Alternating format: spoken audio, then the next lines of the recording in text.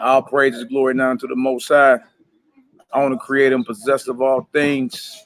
Forever live as anointed, beloved Son, in the hearts and minds of the faithful elect. Another honor and humility, Melchizedek Ministries. I'm your brother and servant, Malaki. I got my brethren, and you know what I'm saying, at the helm with me today. To my left, I got who I got over here. What they call you, boss? Man, they call me Yakinan Eliezer, the follower. The follower. Yeah. Of Messiah. That's right, baby. That's right. That's right. That's right. That's right. That's right. Then I got the big homie in the building, Slim. You know what I'm saying? One more time. Big Nehemiah in the building, all praise. She looked at this. She looked up. That's the They answer. call him Slim. That's the inside joke of ours.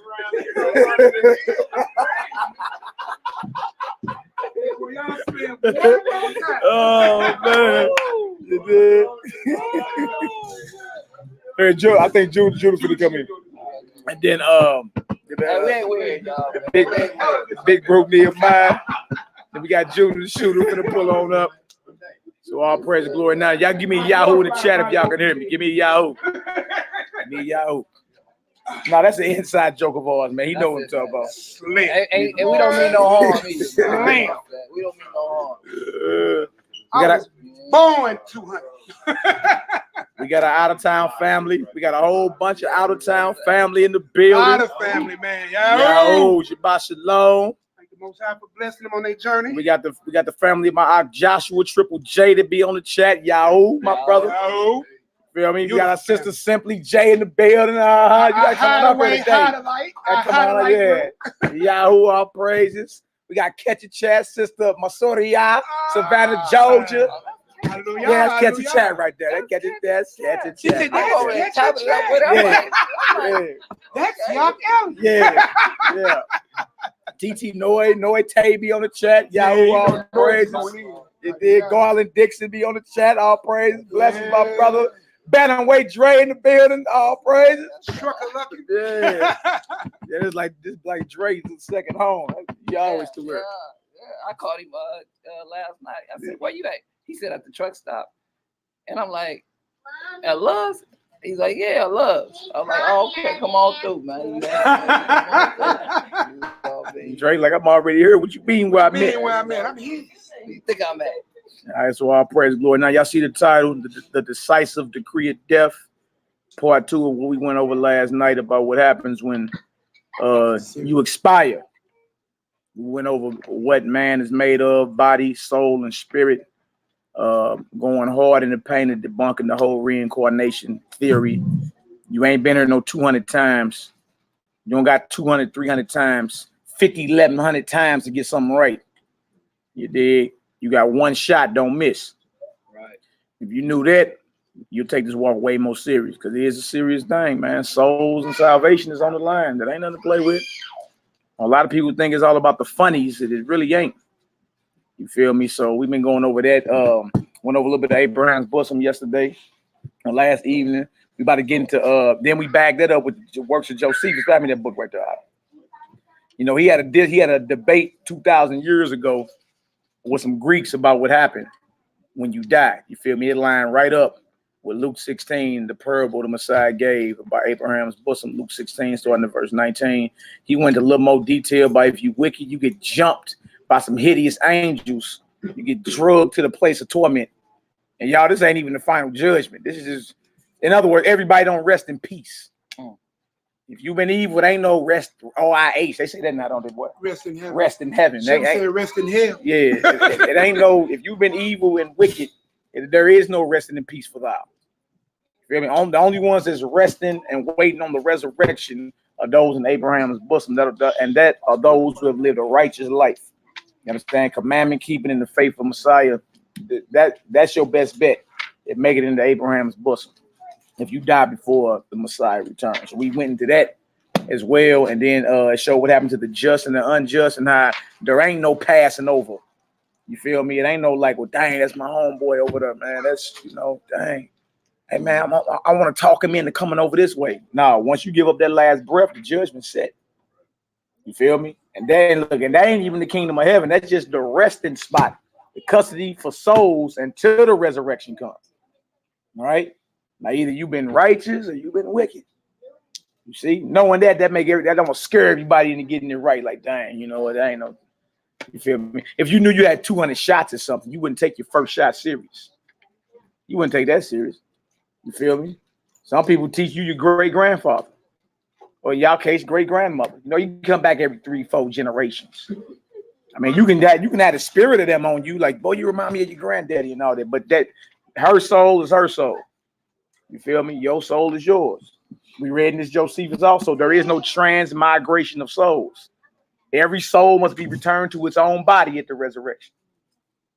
You know what I'm saying? So, I mean, I hate to be the bearer of bad news, but no, you don't got 300 times to get this thing right. You feel me? So that means everybody need to be starting right now. You feel me? Trying their best. Give it away every fiber of your being to be righteous in everything you do, in your conversation and your actions, all of it. You understand? Because it's all coming into judgment.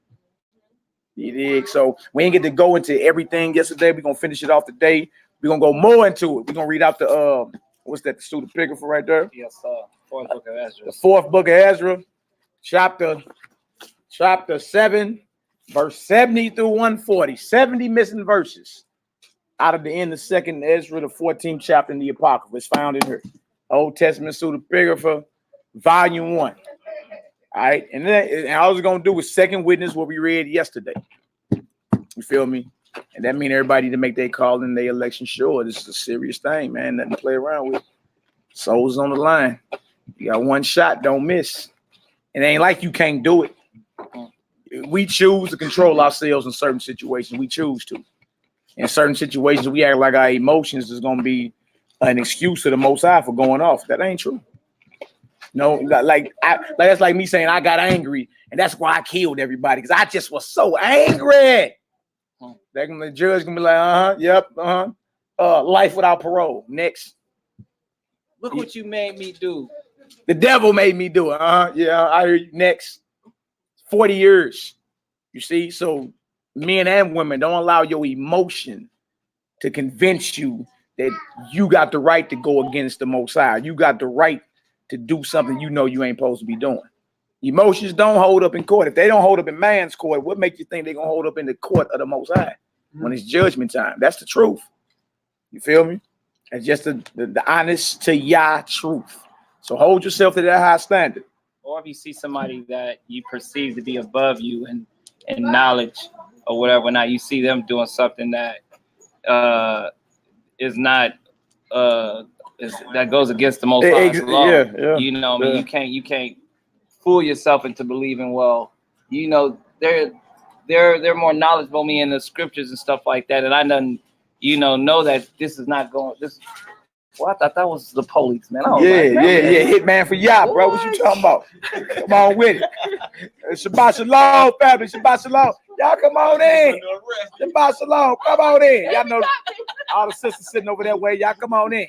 It's all good. Welcome. Blessings. Shabbat Shalom, y'all. Shabbat Shalom. Y'all come on up in here.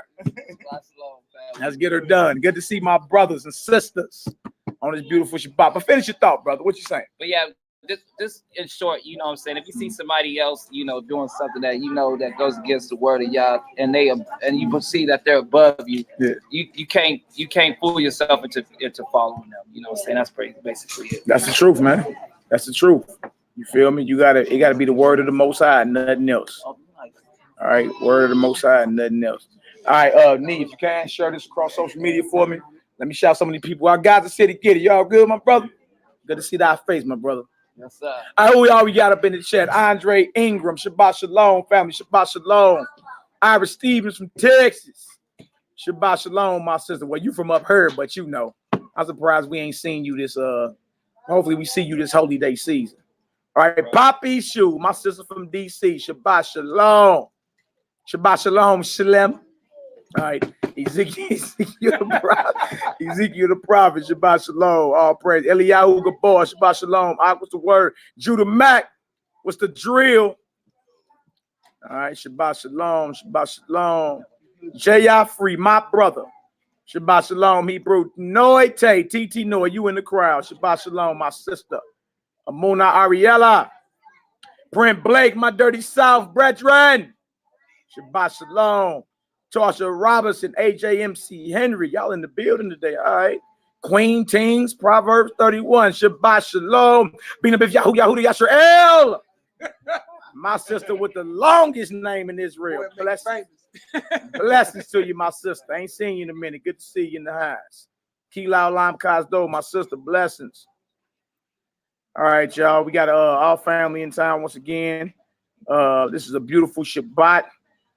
This so-called Friday, Saturday, tomorrow we feasting, bringing in the Yom Teruah, the blowing of trumpets, the day of blasting. And the next day on Monday, we doing something out here in the community too. So hey, we about to get it done. You feel me? Back to back to back to back. Work on top of work. I feel exuberate. Yes, sir. Yes, sir. Get it done in this day. Y'all, it's the Sabbath day. We gotta be amped. You know what I'm saying? Any words before we pray on in, brother? Talk to me. Yo. All right. Yo. Okay. Yo. Man, where you going? Mike? What's going on? Oh, okay. Yeah, you see how you about scared this Hebrew? Right. You look at look. I thought he was coming to get me. That's our brother. I told you she went live yesterday. That's our brother Judah the shooter. Literally, y'all. Don't be. Hopefully, ain't nobody uncomfortable with the brother. He all good. He all good. Y'all know that he's protected. We're protected by the Most High. But as well, I was talking to the sister earlier, and my brother Aaron. You know what I mean? We're not Christians to whereas we turn another cheek and stuff like that. We got show leggers, we got women's up in here, we got my brothers up in here. Yeah. And since I've been out east or whatever, I never had a pistol. I just always used to just use my mouthpiece and stuff like that in the carnal world. But then coming here, I seen that all my brothers had pistols, and I'm like, I felt like out of place. Yeah. And I realized, like, wait a minute, the reason why they do have pistols because they want to protect each other and they want to protect their family. So it's like, I got to do that. Yeah, we call it strapped to the gills around here. It's just what it is. So if it go down, it's sisters. Y'all just hit the deck, cover the children. It's gonna sound. We gonna make the news. It's gonna sound like Beirut, Lebanon around this stick. But it is what it is, Yeah, What you thought? He thought that there was gonna be an angel right there at the front door. Hey, they gotta get past the doors. They get past the men. Yeah. Then before they get to the women. Hey, and on top of that, there is a heavenly host surrounding us. But our forefathers all walked around with swords as well. Yeah. You understand? So it's what it is. You know what I'm saying? You ain't called to be gullible in this walk now. Right. We not free will targets now. They don't work like that. Well, like you said, they're free will targets. I'm just gonna let you just have your way with me. We got precious cargo up in there. That's right. We got precious cargo up in there, man. All right, you all good, bro? Yeah, I'm all right, hey y'all. So look, we about to pray on in. You dig? We about to remove the heavens and the earth. Put some seasoning on these prayers. Dry eyes. No. About to praise the Most High. So y'all know how we do. Jerusalem is that way toward the corner. All right. A special shout out to all the haters, jaw jackers, and naysayers. We love y'all too. May the Most High bless everyone that pray and support the ministry 1,000-fold. You feel me, y'all? All right. Go to the floor again. Yeah, it's all good. All right, y'all know how we do. We pray as this stipulated in the scripture. Scripture tells us to face the land that we were brought from. So being in the west, we face east. We are not Muslims praying toward Mecca or Muslims. You understand? We're not imposter Jewish folk praying toward a Wailing Wall. We are simply keeping the instructions found in the Holy Manuscript. Hallelujah. Hallelujah. You can find these instructions in Daniel the 6th chapter 1 through 10. That's right, Shaw. Daniel the 6th chapter 1 through 10, and also 1 Kings 8 verses 20 through 54. They always face the land that they were brought from. All right. Not hold hands in a circle, not clasp their hands together. All right. And pursuant to 1 Timothy 2 and 8, we're supposed to spread forth our hands. All right. Not clasp them together. It's like a baby running up on a parent. You feel me? Spread forth your hands. Also 1 Kings 8:54. And pursuant to 1 Corinthians the 11th chapter, men are to uncover their heads. They're speaking about the top. Uncover their heads when praying or prophesying. And women are to cover their heads when praying or prophesying. Everything done decently in order. Hallelujah. Hallelujah. Hallelujah. Hallelujah. All praises. All right. So repeat after me. We're gonna do the Hebrew prayer.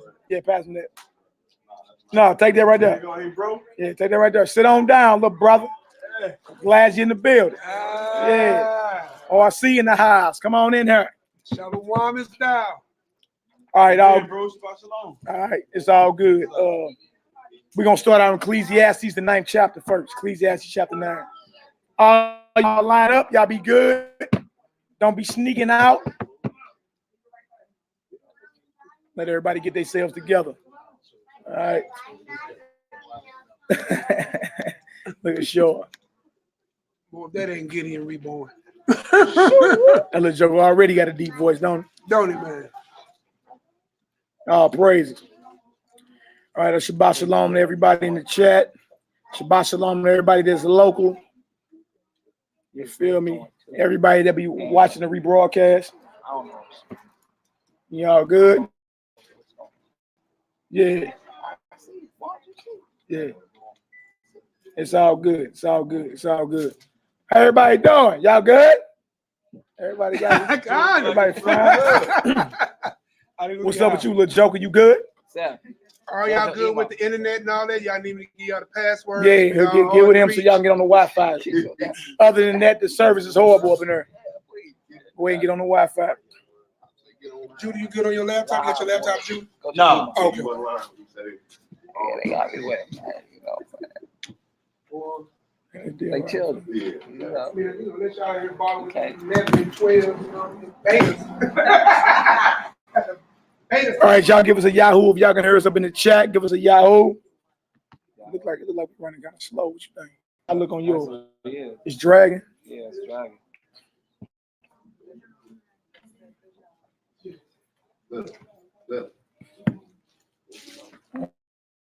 No. Is it delayed a little bit? We're going to Ecclesiastes 9. We're going to start at verse 3. Make sure we all good. All right, let me share this on the screen real quick. And let's get her done. All right, y'all, the name of the class is the Decisive Decree of Death. What happens when you die? All right, some people say you gained your wings. All right, all good. All right. Nehemiah gonna get everybody together so they can view online as well. All right, y'all bear with us for a little bit. No, I don't think it's your computer. All right, bang, bang, bang. Maybe I need to switch over. Let me see something. Bang, bang, bang.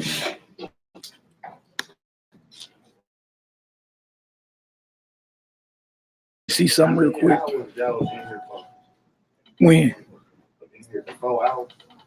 Yeah, it depends. 4, sometimes 5. It depends. Look at you. You trying to get up out of here already, boy? Nah. Sit on down. Sit on down. We going over today what happens when you die. All right. This is very important. It's something that need to be understood. Yep. All right. Yeah. It's all good. Somebody plagiarizing your lesson. Already. All right. Let's start this. Yeah, you on the Wi-Fi? Nah, man. Grab the script. Come on, follow us, man. It's about that time, little brother. Let's get her done. All right, Judah, go ahead and start this off for me. Ecclesiastes chapter 9. Verse 3. We're going to start at verse 3. Hold on. Let me go ahead and hit the screen share real quick so everybody online can see what's going on. And let's get her done. All right, what happened after you die? Some people say R.I.P. He gained his wings. Other people say you reincarnated and you come back 200 or 300 times. We're gonna see if that's sound doctrine according to the Bible. Nope, not at all. We're gonna lay it on out there. All right, to show exactly what it is. All right, everybody cool with the Wi-Fi back there? We straight? Everybody cool? All right. Ecclesiastes chapter 9. We're gonna start on 3 down to either 10 or 11. Yeah, through 10. All right, so the book of Ecclesiastes, chapter 9, 3rd verse. Come on. This is an evil among all things, that are done under the sun. Under where? That are done under the sun. Are you not still under the sun? You're still in the land of the living, aren't you? Under the sun. Come on. That there is one event unto all. Yeah. Yeah. Also, the heart of the sons of men is full of evil. Is what? It's full of evil. Come on. And madness is in their heart while they live. And after that, they go to the dead. They go where? They go to the dead. So one event unto all. One thing guaranteed in this life is that dirt nap. You gonna take that. You feel me? And your works do follow. So where it matters what you do while you got breath in your body, it does.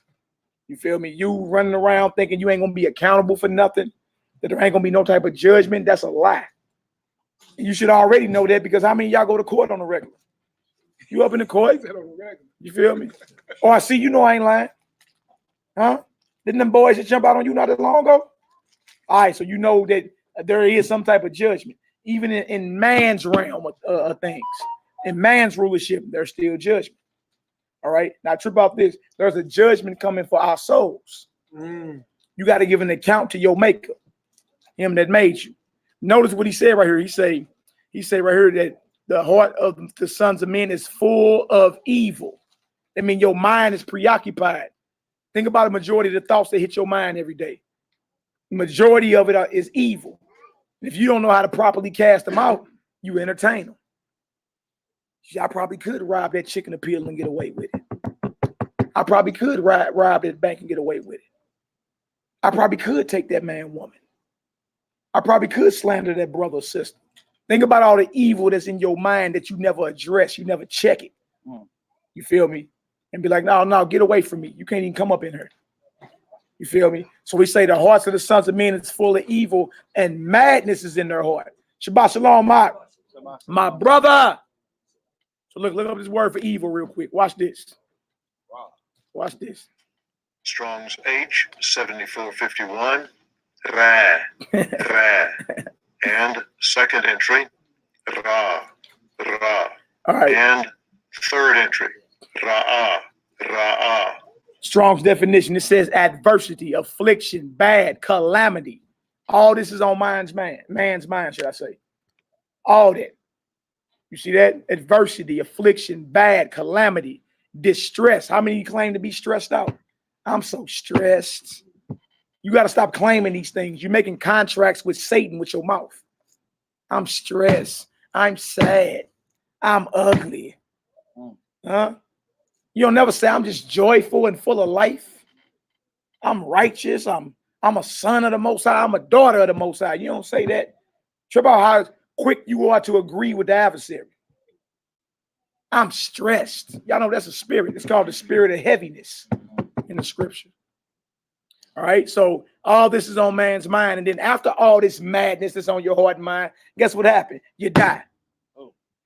Trip off that. We got to get to the point to where we're controlling our thoughts. Meaning when you're tempted, you rebuke that. You know that's of the adversary. A temptation may come in and slander that brother or sister. That's the devil. You just got slapped by the adversary. How do you fight him back? And you pull out some of these guns this brother got right here. Shoot. Not gonna work. Is that how you fight in the spirit realm? Nay. No, that ain't how you fight in the spirit realm. You do what Messiah did. And we're going to go over some of that today. All right, verse 4. What does it say? Verse 4. But to him that is joined to all the living, there is hope. Come on. For a living dog is better than a dead lion. Do y'all hear that? That's wild, because a lion is a what? It's the king of the jungle. But it say a living dog is better than him. If you are still breathing, there is hope that you can make the kingdom. If you're still breathing, there's always hope as long as you're breathing. As soon as you give up that breath, though, judgment is set. Judgment is set. There ain't no you get 300 times to get it right. You feel me? You got between your first breath and your last breath to make this life count. You understand? To make it count. That's scary right there. But that should scare you into wanting to be right then. Like, you know what? Let me make sure I'm doing what I need to be doing. You know what I'm saying? Let me control myself. Shabbat shalom, little brother. How you doing? Y'all good? What did you bring? Okay. All right, it's all good. So trip off that. You got one shot to get this right. One shot. A living dog is better than a dead lion. Right? Now, if we know that every day, and we know what? That at least 250,000 people die every day in this earth.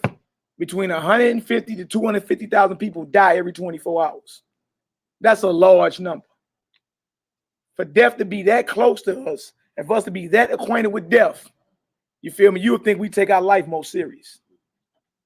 Right? A living dog is better than a dead lion. Remember that.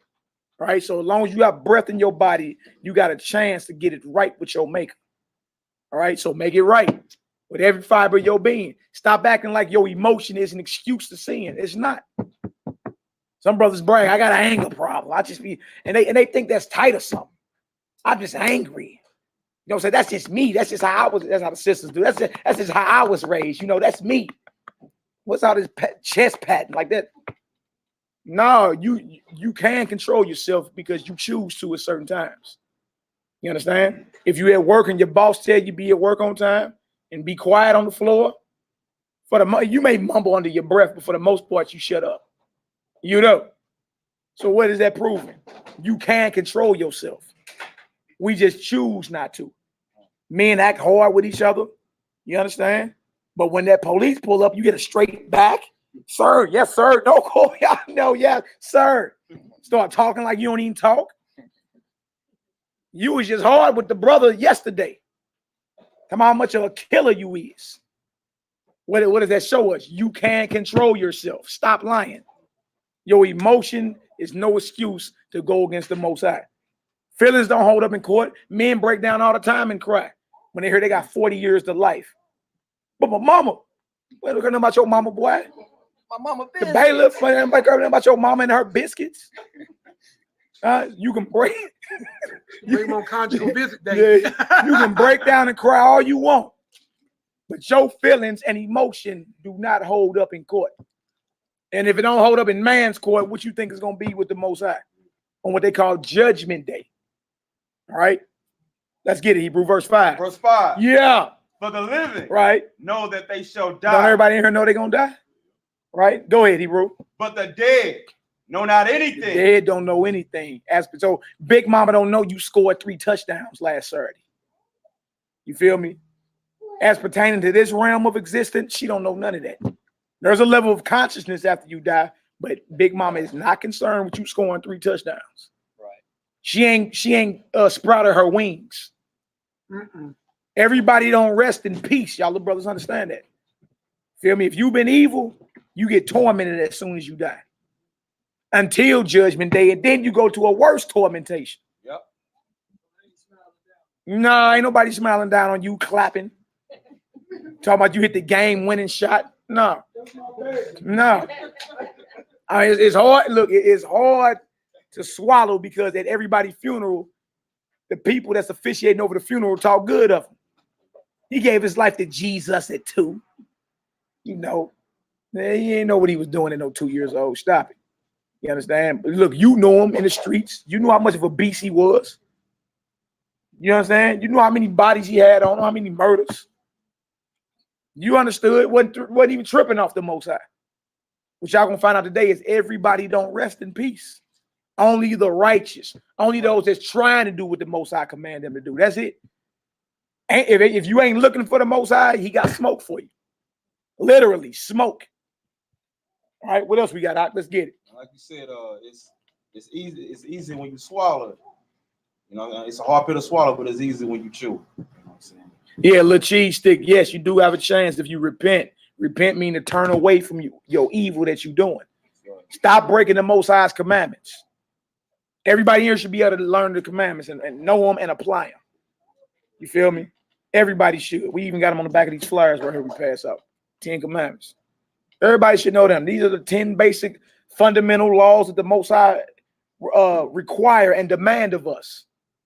You understand? Everybody should know that. You know your ABCs. RC, what's your favorite song? You ain't got no favorite song? Okay. You still know how to ride a bike, don't you? Repetition. You see where I'm going with it? Repetition. Some people say, well, boy, I ain't been to Sunday school in so long, I ain't got nothing to do with it. You dig? The point is, if you've been taught something, if it's been drilled in your head, if it's been repetitious, you should know this. Because this is what pleases your maker. You see what I'm saying? If you look, if you don't want no smoke from the Almighty, you better learn this right here. This is where it started. All right, because he got smoke. All right, come on, Ak, let's get it. Verse 5. Yeah. For the living know that they shall die. Shabbat shalom, my sister. Come on. Shabbat shalom. But the dead know not anything, neither have they any more a reward. For the memory of them is forgotten. Don't that memory fade quick, don't it? Time fly too real quick when somebody died, your loved ones. You don't talk about them as much as the days and years go on. You understand? That's the truth, man. And it could be somebody you love dearly. You understand? But the fact is, when you die, your memory fades. You understand? Because you're not here in the flesh no more. Right. So you don't talk about them as much as if they were here. You know what I'm saying? That's the truth. Verse 6, come on. Also their love. Come on. And their hatred. Right. And their envy. Come on. Is now perished. All your emotions. All your little hatred. You see that? All your little envy. All them emotions that mean nothing.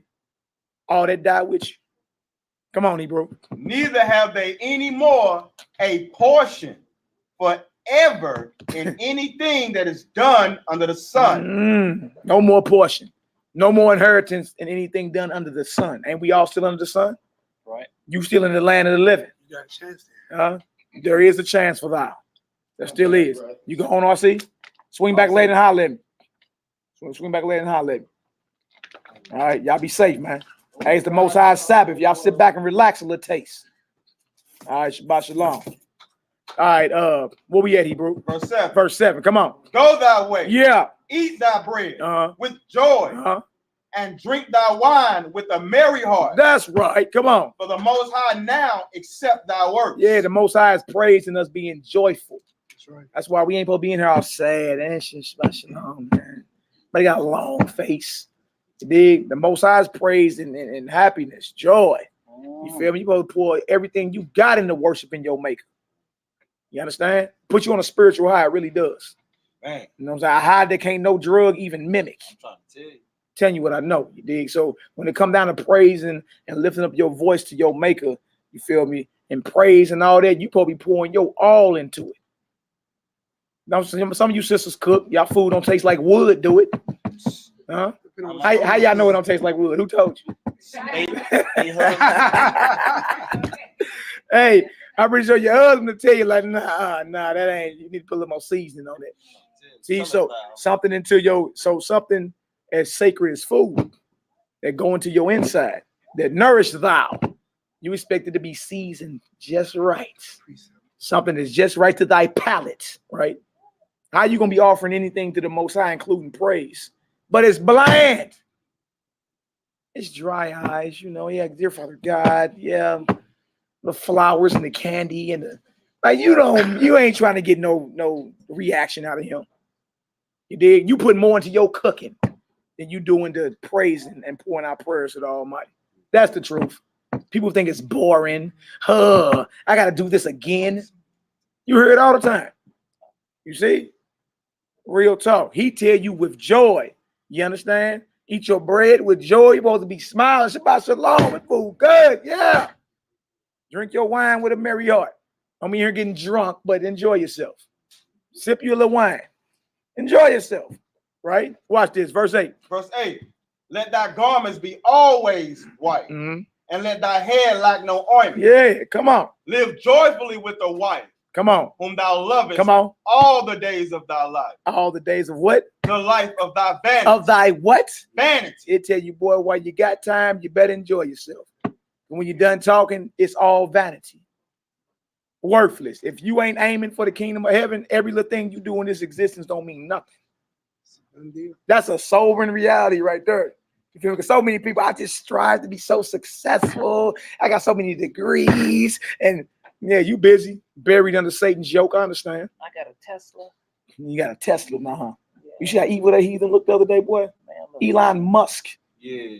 Boy, that is a wicked looking heathen, boy. But notice what the scriptures say. You understand? All the days of your life, of your vanity. Vanity means worthless. No value. That's a hard pill to swallow. That means because somebody asks you, what are your goals in life? You be like, well, I just want to make it to the NFL, and I just want to be successful, make about 7 figures, and run my own business, and everything on your mind except the kingdom of heaven. Everything. Nobody say make it to the kingdom of heaven. That should be your #1 priority. Make sense? Other than that, according to what we reading, it's vain. It don't even mean nothing. What you gonna show up to the Most High? Yeah, I got about 40 million put up. What you gonna give him? Federal Reserve notes? Huh? What's some slave? Hey, what's some? What's some? You're gonna put the Lord in debt? Huh? What's some slave owners on it? Huh? What you gonna do? Brag about your 401k and your retirement benefits? What is it that you can give the Most High? The scriptures say, "Lay up for yourself treasures in heaven." How do you do that? You see, by living a life dedicated to serving him. You feel me? And raising up his people out there. That's what you give him. You sacrifice your life. You dedicate your life to this way of living. You got to live it, breathe it, drink it, sleep it, talk it, walk it, everything. You got to become this. This cannot be a hobby that you do. I get to it when I feel like it. That's my part-time. Now, this is what you do. You see what I'm saying? This is your occupation and your job is to serve your maker. Love your brothers and sisters. Raise his people up. You understand? That's our job. It is. That's what you were created to do. Now watch this, Hebrew. What else it say? It says, which he hath given thee under the sun, all the days of thy vanity. But that is thy portion in this life. Come on. And in thy labor, which thou takest under the sun. Dang, come on. Whatsoever thy hand findeth to do, do it with all thy might. Do y'all hear that? Whatever you plan on doing, you better get to it. Get to it. The clock is ticking. Y'all done seen them hourglasses before? We turn it upside down, the sand get to dropping through that sucker. Yeah. We about at the last grain of sand. You see? Time is ticking. Whatever you plan on doing, you better get to it. Guess what that does? That takes away the spirit of being slothful. You see? What else to say? For there is no word. Come on. Nor device. Come on. Nor knowledge. Yeah. Nor wisdom. Come on. In the grave. In where? In the grave. Come on. Without gold. Y'all ain't say nothing about you gained your wings. They ain't said nothing about you coming back 300 times. That said, look, time ticking. You better get to it. Hey, enjoy yourself. It's all vanity, but hey, enjoy yourself. He gave you that in this portion. He gave you your portion in this life under the sun. But that still don't take off the table is all vanity when you're done talking. Unless you were serving the Most High, it was worthless. Better off had you not been born. That's a hard pill to swallow, boy. And think about the majority of the earth. They doing their own thing. They can care less about pleasing the Almighty. That's crazy. We say, what that best life. I'm just going to do me, boo-boo. Everybody's busy, buried under Satan's yoke. Everybody. You see, nobody slowed down and say, you know what is going to please my maker? How about I get to that? I let everybody else speed. Look, they going nowhere fast anyway. That's it. You moving fast, but you ain't getting nowhere. You see? How about we spend the rest of our time doing what pleases the Almighty? You did? Of course, you got carnal responsibilities. Nobody telling y'all be a bum and quit your jobs, and anybody said all that. Give us the benefit of the doubt. We're saying, what is your priority? What is your #1 priority? What is the main thing that dominates your mind? Is it ESPN? Brothers? Is it a hot girl summer? Some people wouldn't even, right. Hot girl summer. Boy, because you be hearing these little phrases. It's a hot girl summer. Oh, really? Well, y'all better stay away from them little thoughts, brothers. Y'all seen the blue waffle, had you? Boy, here you go. I'm going to eat my piece of candy, boy. Yeah. Y'all seen that blue waffle? They got new STDs out now. You see? Let's drop that and go to Luke 12 real quick. Any of y'all got anything y'all want to say? I want to hear verse 12. Go ahead, out. It says, for man also knoweth not his time, as the fishes that are taken in an evil net, and as the birds that are caught in the snare. So are the sons of men snared in an evil time. Yeah. When it falleth suddenly upon them. When it falleth what? Suddenly upon them. We can pull that too. All praise to the Most High. So that lets you know, man, when you're reading these scriptures, you feel me? It puts you in a certain mindset that the Most High expects of us. You see, if we all know time is ticking and we got one shot, guess what you're going to do? You're going to make sure you don't miss. You know what I'm saying? We read about what happened. You know what I'm saying? After you give up that ghost, boy. Hey, I'm sorry. Look, I done had loved ones. Many of them done died since the early 90s on up to present day. Many of them. Feel me? A lot of them, the gang violence in the streets and all that. I understand. Trust me, I do. You feel me? But when you done talking, everybody don't rest in peace. Giddy, grab it for me.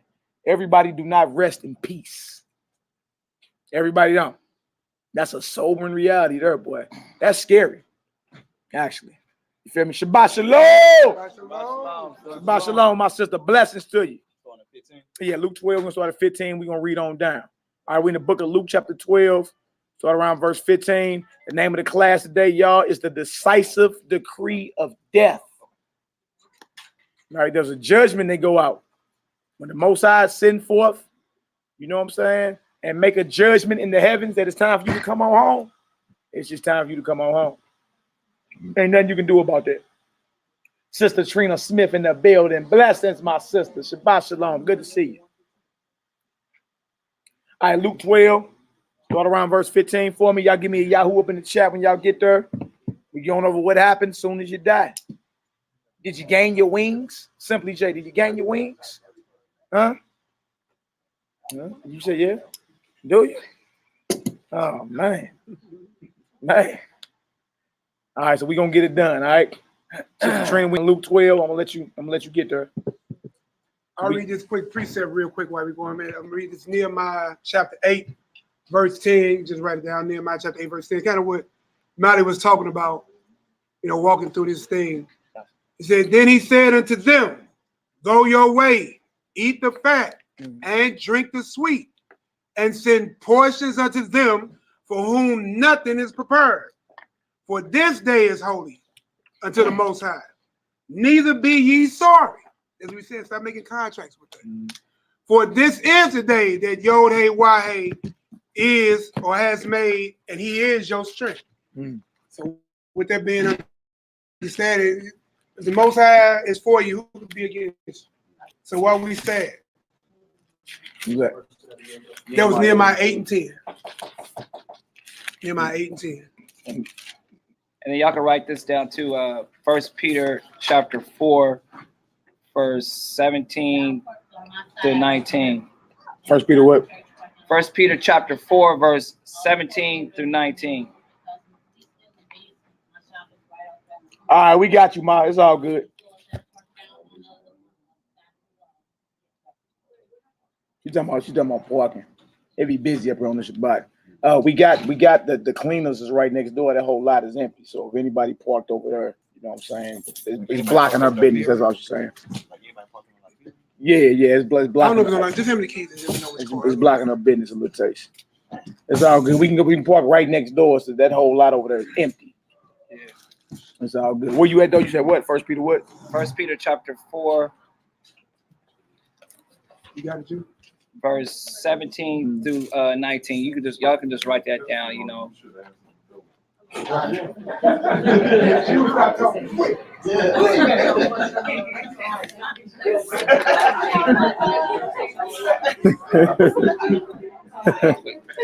Oh man. Gotta quickly that gets thrown off. Everything is thrown off. Yeah. Real tough. All right, let's do this, y'all. Luke 12. Let's get back into it. Hashatan is slicker than snot. Yes,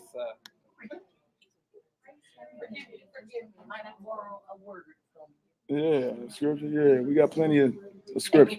right there, my sister. It's all good, my sister. Boy, the adversary slicker than snot. Hey, one of them. Did OIC take that Bible? I got it right. Oh, you got that? Okay. That may be kind of small words, my sister. Can you read? 1 Peter chapter 4, verse 17 through 19. Y'all can just write it down because I'm not going to read it. Yeah, just write it down and yeah. All right, so we're in Luke the 12th chapter, the decisive decree of death. We're starting at 15. Yes, sir. Let's get her done. Luke 12, verse 15. Yeah.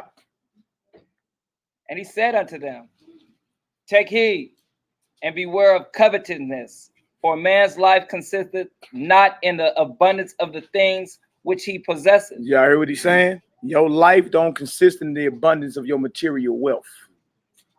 That's hard. That's hard to swallow today, because a lot of our people feel they socially elevated just because of their financial status. You feel me? And you'll find certain people won't deal with you just because you ain't in a certain tax bracket. You see? That scripture said a man's life consisteth not in the abundance of the things which he possesses. Not a life in the eyes of the Most High. And that's who you should be aiming to please anyway. The Almighty. Man gonna have his doubts and whatever he got about you anyway. You can't please everybody. You should be aiming to please the Most High anyway. Aiming to please man, that'll fail you every time. Right. Somebody's gonna have a problem with you some way, shape, form, or fashion in something you're doing. All right. So a man's life does not consist in the abundance of his material wealth. All right. Keep that in mind. Right. Verse 16. Come on. And he spake a parable unto them, Yeah. saying, the ground of a certain rich man brought forth plentiful. A ground of a certain rich man brought forth plenty. Even though he was rich in crops, he had large acres and acres of land. His land was yielding its fruit in its due season. You feel me? He was very wealthy. Right. Now watch this. And he thought within himself, saying, what shall I do? Yeah. Because I have no room where to bestow my fruit. Y'all, carnally speaking, this is a good problem to have. You Right. feel me? It's a good problem to have. You're like, man, it's time for expansion. You dig? I got so much product in, I ain't got nowhere to store it. So it's expansion time, right? Simply say it's time to grow, right? Now watch this. Come on. And he said, this will I do. Come on.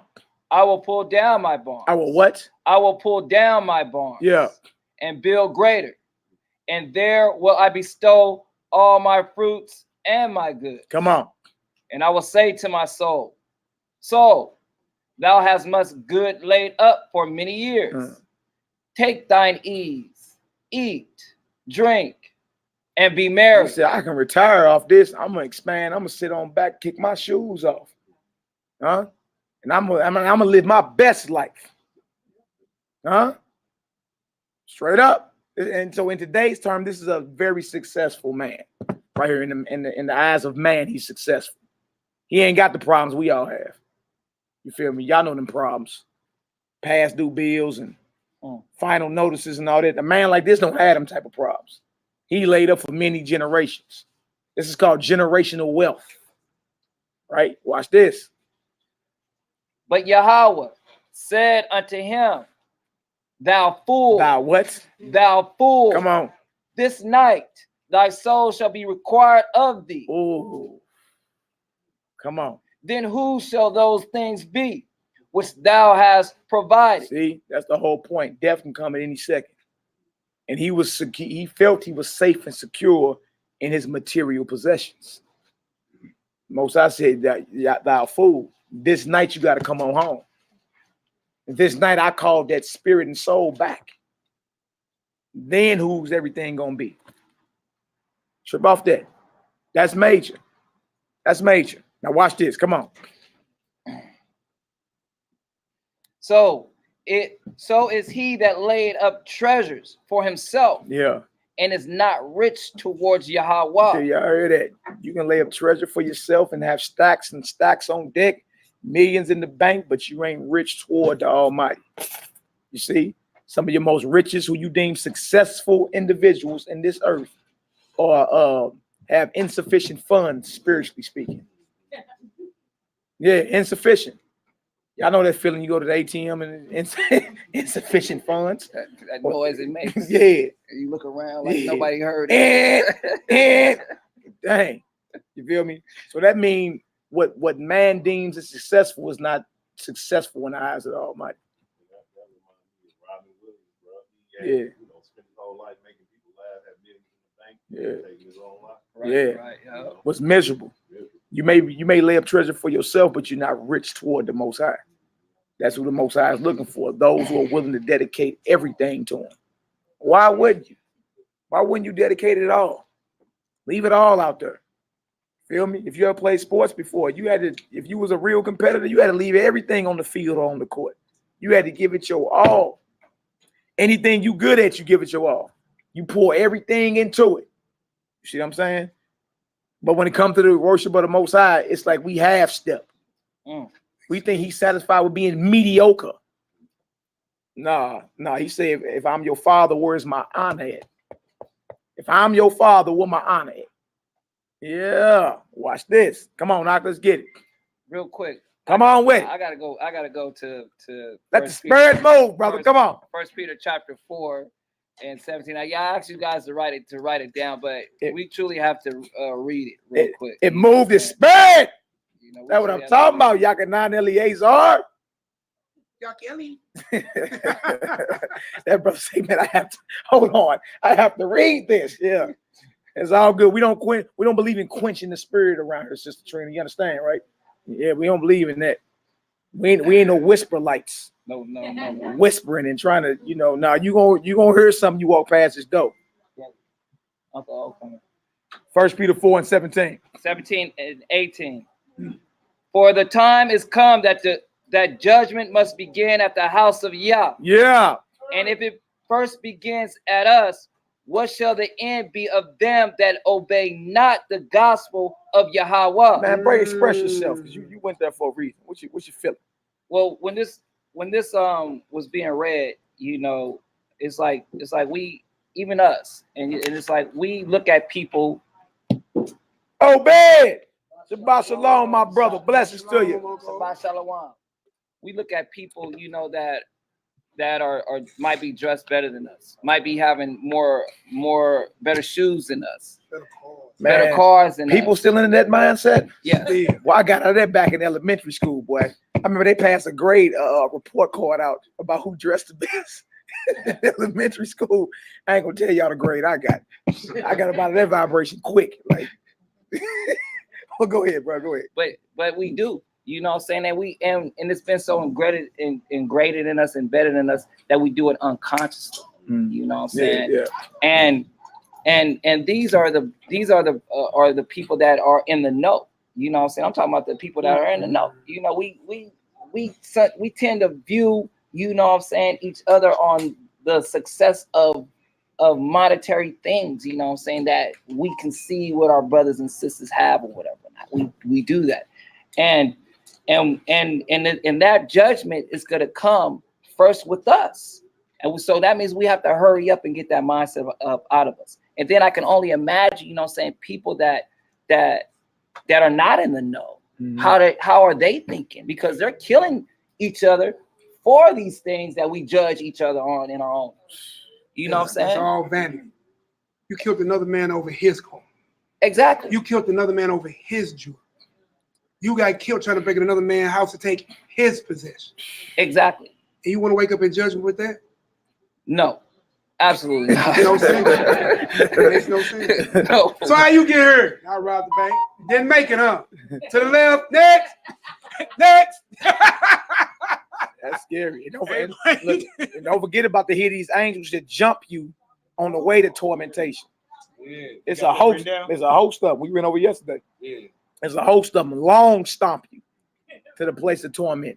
Handle. They don't say just one angel. It's an angel with a host. Yeah, long stomp you. You getting jumped in. You getting jumped in. Gang banging to the right. They talking about a terrible looking, hideous looking angels. You feel me? You heard your whole life guardian angels. There actually are angels that are appointed to guard or watch over your life. That's what the scripture going to. They call guardian angels. You feel me? And those angels that's over the one of torment, his name is Remuel. Yeah. By name. Like it. By name. And look, he got major league smoke for you. You old boy from up top the hill, huh? Yeah. Oh, that's you. We been heard about you. Oh yeah, come on over here. Come here. Toe tag and bag you. He the prosecuting attorney. Yeah, and they said you get dragged. You see, if you righteous, you get guided to the right. You know what I'm saying? Good old Hebrew Negro spirituals. Yeah, baby. Rest. Yeah, you get to rest with all the righteous. But if you've been evil, you feel me? We read that yesterday in her. The works of Josephus. You get handled. I'm talking about handled. You dig? Straight up. It's not a game. We're gonna get into the fourth book of Ezra today after Suda Picker for it's even more detailed. Yeah. Serious problem. You feel me? So take your time now to make sure you're making your call in your election sure. What you want to do? You want to finish that off? Verse 18. Yeah. And then it goes to say, and if the righteous, right, the righteous scarcely be saved, where shall the ungodly and the sinners appear? I'm just going to go with the righteous because me personally, I don't even try to think about the ungodly and wicked because I don't want to put myself on that path. In that vibration, You right? know what I'm saying? So if the righteous scarcely be saved, you know what I mean? That truly should put an extra bit of sweat running down the middle of your back when you're reading these the scriptures regarding where you go to after you give up the ghost. You know, because again, we can look in the spiritual mirror and we know, you know what I'm saying, the little marks and stuff that we have, you know what I'm saying, within inside our own selves. Right. You know, so we need to hurry up, you know what I'm saying, because as we've been going over the last few days or whatever, what's happening in Israel and the Holy Land, and as we can see what's going on around us in the communities, time is getting short, you know what I'm saying? Time is truly getting short. And just real quick, notice it said the righteous scarcely be saved. Is there anybody by chance that don't know what scarcely means? By the skin of your teeth. Yeah. Straight up. The skin of your teeth. By the hairs of your chin, bantamweight Dre. And it ain't no game, boy. You feel me? The Most High has made a major league problem. And he has a system set in place. It ain't like he gonna be ordering certain names. Oh, yeah, that's old boy right there. Handle him. Toe tag and bag him. Next.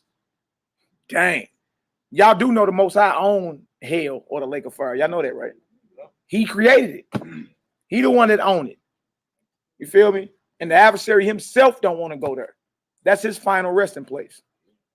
Right? And it wasn't made for you. That's the whole thing. It was made for him and all those that follow him. You understand? Yeah, the fiery pit is nothing that you want.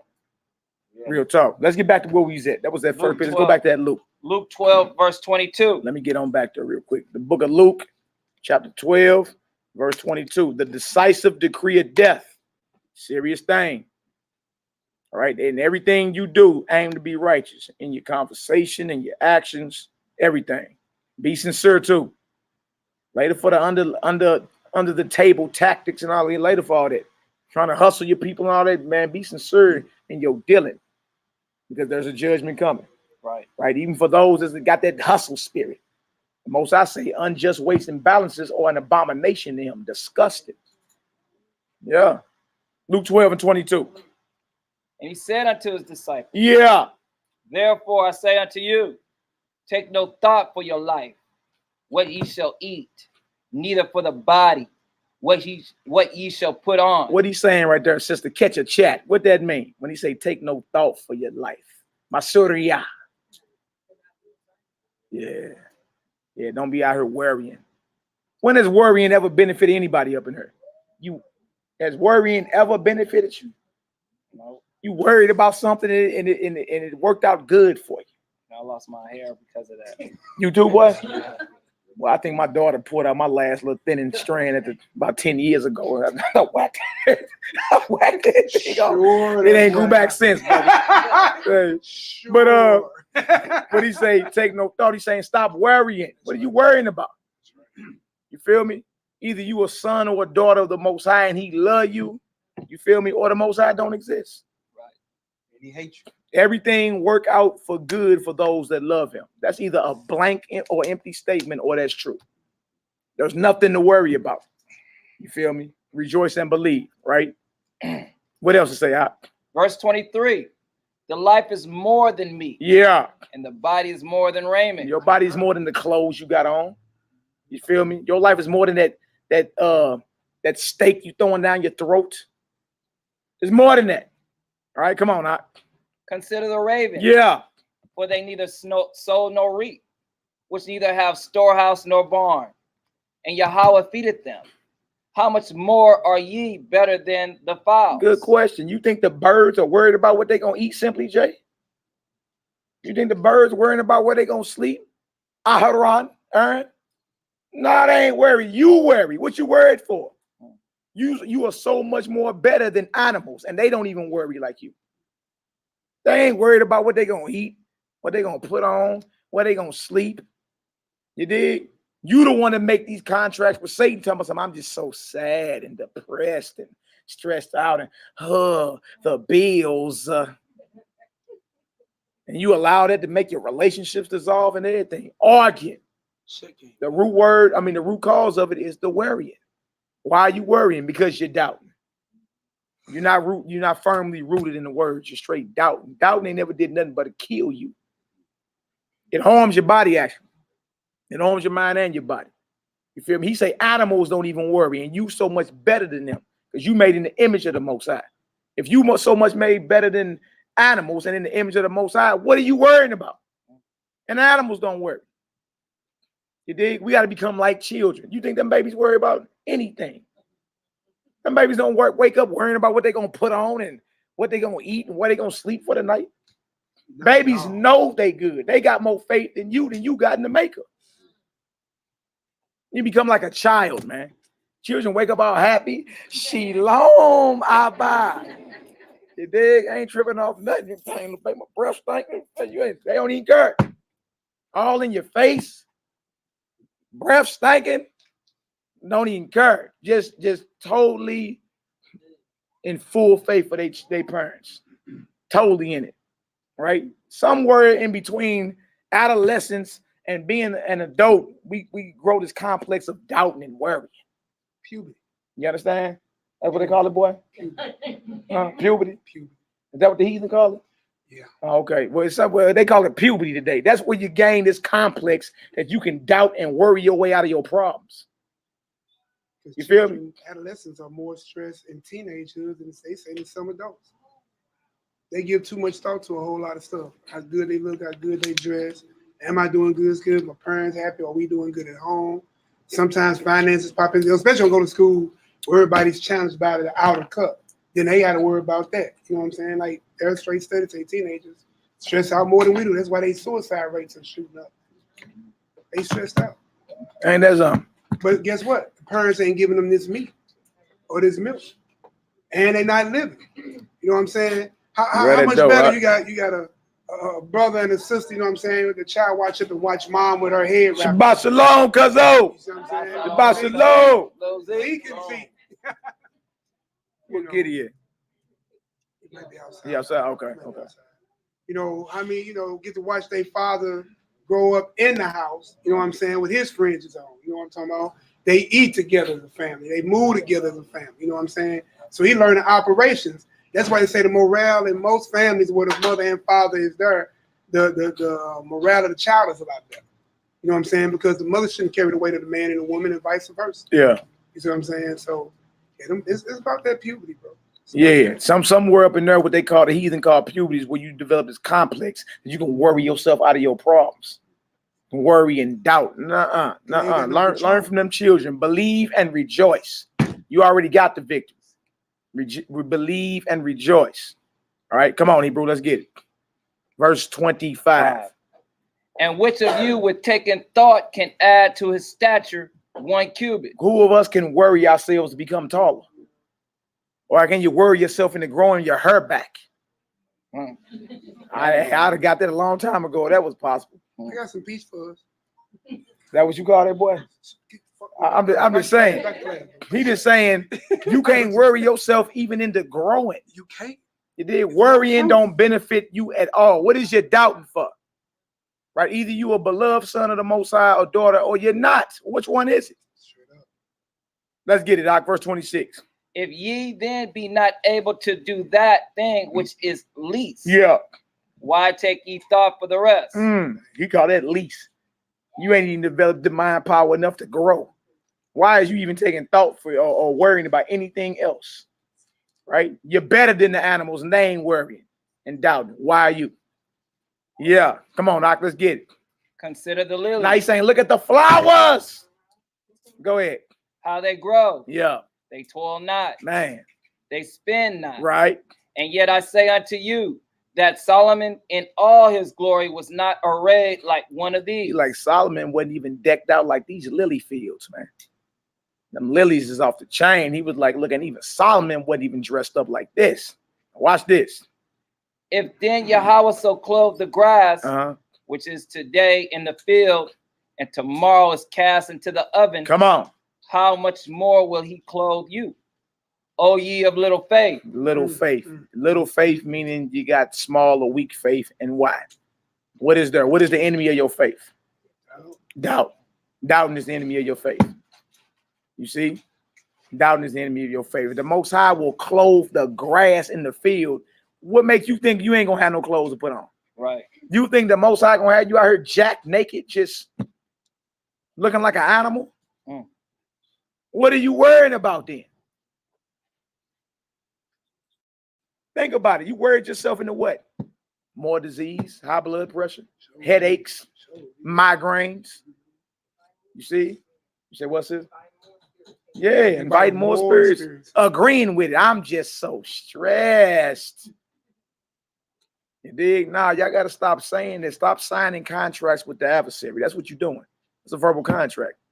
Nah, I just got an anger problem. Bro told me that the other day, like he was bragging. You know me, I just got an anger problem. I'm like, bro, you better stop admitting that. You don't admit you got an anger problem. And you can stop acting like you can't control it, because soon as Jennings police pull up, you start talking like a heathen. Tuck your shirt in, sir. Yes, sir. Yeah, I thought you was hard. Thought you had an anger problem. You see, you can control it. That's the point. All right. Now watch this. Verse 29.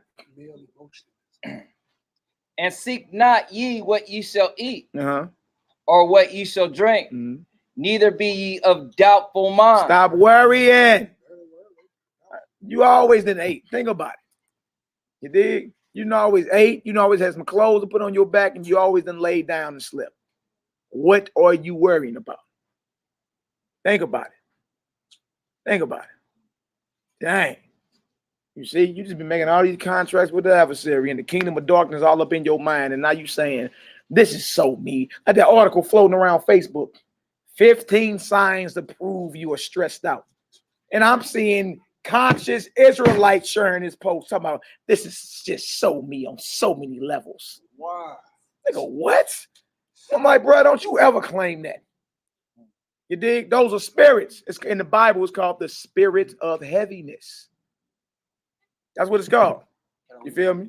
Yeah, of course. He said he ain't gave us the spirit of fear, but of power. That's right. That's a spirit of love. That's a spirit, and of a sound mind. That's a spirit. Man, That's right. That's what you claim. You don't claim Satan's kingdom. And wonder why you all up in there demon possessed and Legion up in there. Legion is 6,780 demons that you let in. You see? Come on, Hebrew, let's get it. This is Sirach chapter 30 and verse 21. Hold on, let me pull it up on her. 30 and 21. Yeah. Let me pull it on out. Let me put it on the yeah, most definitely, bro. Also known as Ecclesiasticus. I mean, yeah. And it's on page 89 in the red book for those who are new to the Apocryphal books. Yeah, 30 and 21. I'm going to it right now. Here we go, brother. Let's bring it out, Judah the shooter, my Hamite brother. No, let me shoot. All right. All right. It says, give not over thy mind to heaviness. There it is. And afflict not thyself in thy own counsel. Yeah. Going into your own thoughts, how you beat yourself up. Yeah. Verse 22. The gladness of the heart is the life of man. And the joyfulness of a man prolongeth his days. Y'all hear that? You feel me? You supposed to be rejoicing and believing around here, man. Stop accepting defeat. You know, I was just a sinner, no good thing, am I? Around here just claiming that, man. He's been to church a few times. You just claiming Satan's kingdom. No. How about you start claiming the fruits of the spirit? Love, joy, peace, long suffering, gentleness, goodness. Y'all know the rest of it. meekness, temperance, faith, all that, all them 9 beautiful, delicious fruits. Why y'all don't claim them? Huh? I'm just so ugly and sad and and you want and you wonder why. You speak these things into existence. You actually do. You actually do. If you knew how powerful your words were, you feel me? Your words are an expression of your thoughts. So what you speaking about, let us know exactly what you're thinking about. Think about it. You don't speak that you ain't thinking about. Right. Yeah. So what I'm listening for is what you're speaking about. What's coming out that death trap of yours? Oh, okay. Luke 6 Yeah, says, the abundance of the heart, the mouth speaks. Yeah, that's what I'm saying. You either over there busting your head to the white meat. Yeah, okay. That whole gathering over there ain't gonna turn out good. Somebody gonna get shot tonight. Watch. You did? Or if somebody over there, you know what I'm saying, speaking life into their brothers and sisters. You know what I'm saying? Rejoice, believe, endure to the end. The Most High love you.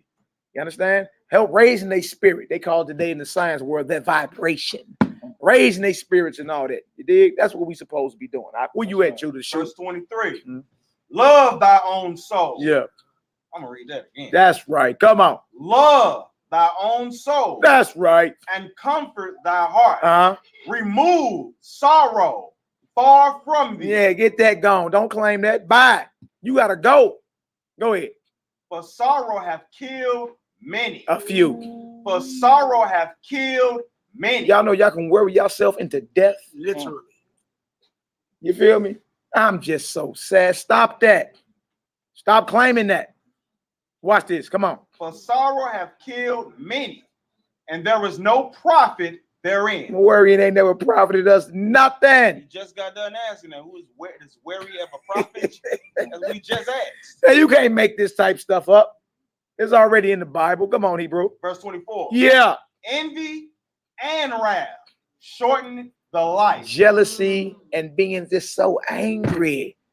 What it do is shorten your life. You feel me? You think it's cool. Don't start looking sick. Especially in the era we grew up in, them 90s, boy. Everybody thought just being a so-called hard. You know what I'm saying? I'm just hard. Look, gangster. Everybody thought that was the end thing. A lot of those brothers in the grave. Facts. Feel me? A lot of the rappers we were listening to are in the grave. Huh? You put the albums out. I'm ready to die. Biggie Smalls died. Huh? Pac put the album, I See Death Around the Corner. He died. Huh? Easy lived a perverse lifestyle. He died. Huh? Think about it. You speak your reality into existence. You think about it, you speak about it, and it becomes, and you work at it and it becomes a reality, manifestation. That's what happens. That's how everything comes from what's invisible into the visible. It's right in the Bible. You've already read in Proverbs 18, life and death is in the power of the what? The tongue. Tongue. Yeah, you call strokes upon yourself. Since you know that, and guess what you got to be now? Calculated in what you say. That's why I'm against all that freestyling and battle rapping. I don't even like all that. You feel me? Because you, in the effort to rhyme and sound cool, you'll speak death into the situation. You will. You talk about murdering somebody's family and doing all type of evil. Just so the crowd come like, ooh, that was tight. You heard what he just said though. He did. He just spoke death into the situation. Right? Where you at? Verse 24. Yeah. Envy and wrath shortening the life, and carefulness to anxiety. Yeah. Bringeth age before the time. Yeah, everybody claiming anxiety too. I know a well-renowned Hebrew. He claimed anxiety. He did. Yeah, all anxiety. And blaming it on some other brand, that's a spirit, but he don't even believe in Messiah. So, you know what I'm saying? He rather take the psychological terms on about it. You know what I'm saying? Anxiety, carefulness, right? 25. What else to say, bro? Verse 25, it says, a cheerful and good heart will have a care of his meat and diet. Facts. That's facts too. You dig? That's another spirit, gluttony, overeating. You see what I'm saying? Get yourself together. All that's part of it as well. Most of the diseases are food-borne. You see? Even though we Hebrews and we eat lawful, you still not supposed to be gluttonous with this thing. You understand? Control yourself. All right, let's get back to it. No, you had something. Come on with it. Big. I was in verse 23. It was talking about the sorrow, and like people definitely got to realize about feeling sorry for yourself, feeling pitiful. When you got individuals out here walking. I saw a video the other day. This little heathen with no legs and one arm in the gym working out with flipping tires. Wow. There's women out here. This woman, I saw another video. She cooking with her feet. Yeah, I They saw got that. no arm. Yeah. You out here feeling sorry for yourself. And both your arms. Oh, she drives too. She drives. She Taking care of braids herself. with her feet. Yeah. And she do everything with her Got a feet. cheerful spirit. Yeah. And lacking, you know what I'm saying, members that you got. You heard That's that? powerful, bro. That's true about Pay that. attention to the things that you do have, man. And you claim you got problems out here. Yeah, you got no problem. This woman braiding her with her feet and driving. Yeah. You run around here talking about something. Yeah, and think about it. What you arguing over? And she driving with her feet. Man. What you arguing about? What you huffing and puffing about? She braiding her with her feet. Man. That puts something in perspective, don't it, boy? Man. Straight up. And cook good too. Boy, I ain't can cook. Hey, for Hey, real. so literally she put her foot in that deal. Look, boy. Literally. Yeah. She put her foot in. Hey, that's what's up. All praise. No pun intended. Yeah, nah, Disclaimer, no honor point. humility does not go against nobody with disabilities. No, not at all. Not at all. But you know, y'all seen where that was going. Y'all You seems did. to be in a healthy relationship. Yeah. Yeah, she did. She had Yeah. Straight up. All right, we in verse Luke 12. We in verse what? 30. Come on. I'm gonna read 29 again. Let's get it. And seek not ye what ye shall eat, Mhm. or what ye shall drink, neither be ye of doubtful mind. Yeah. For all these things do the heathen of the world seek after, Mm. and your Father knoweth that ye have need of these things. Your Father know what you need. You feel me?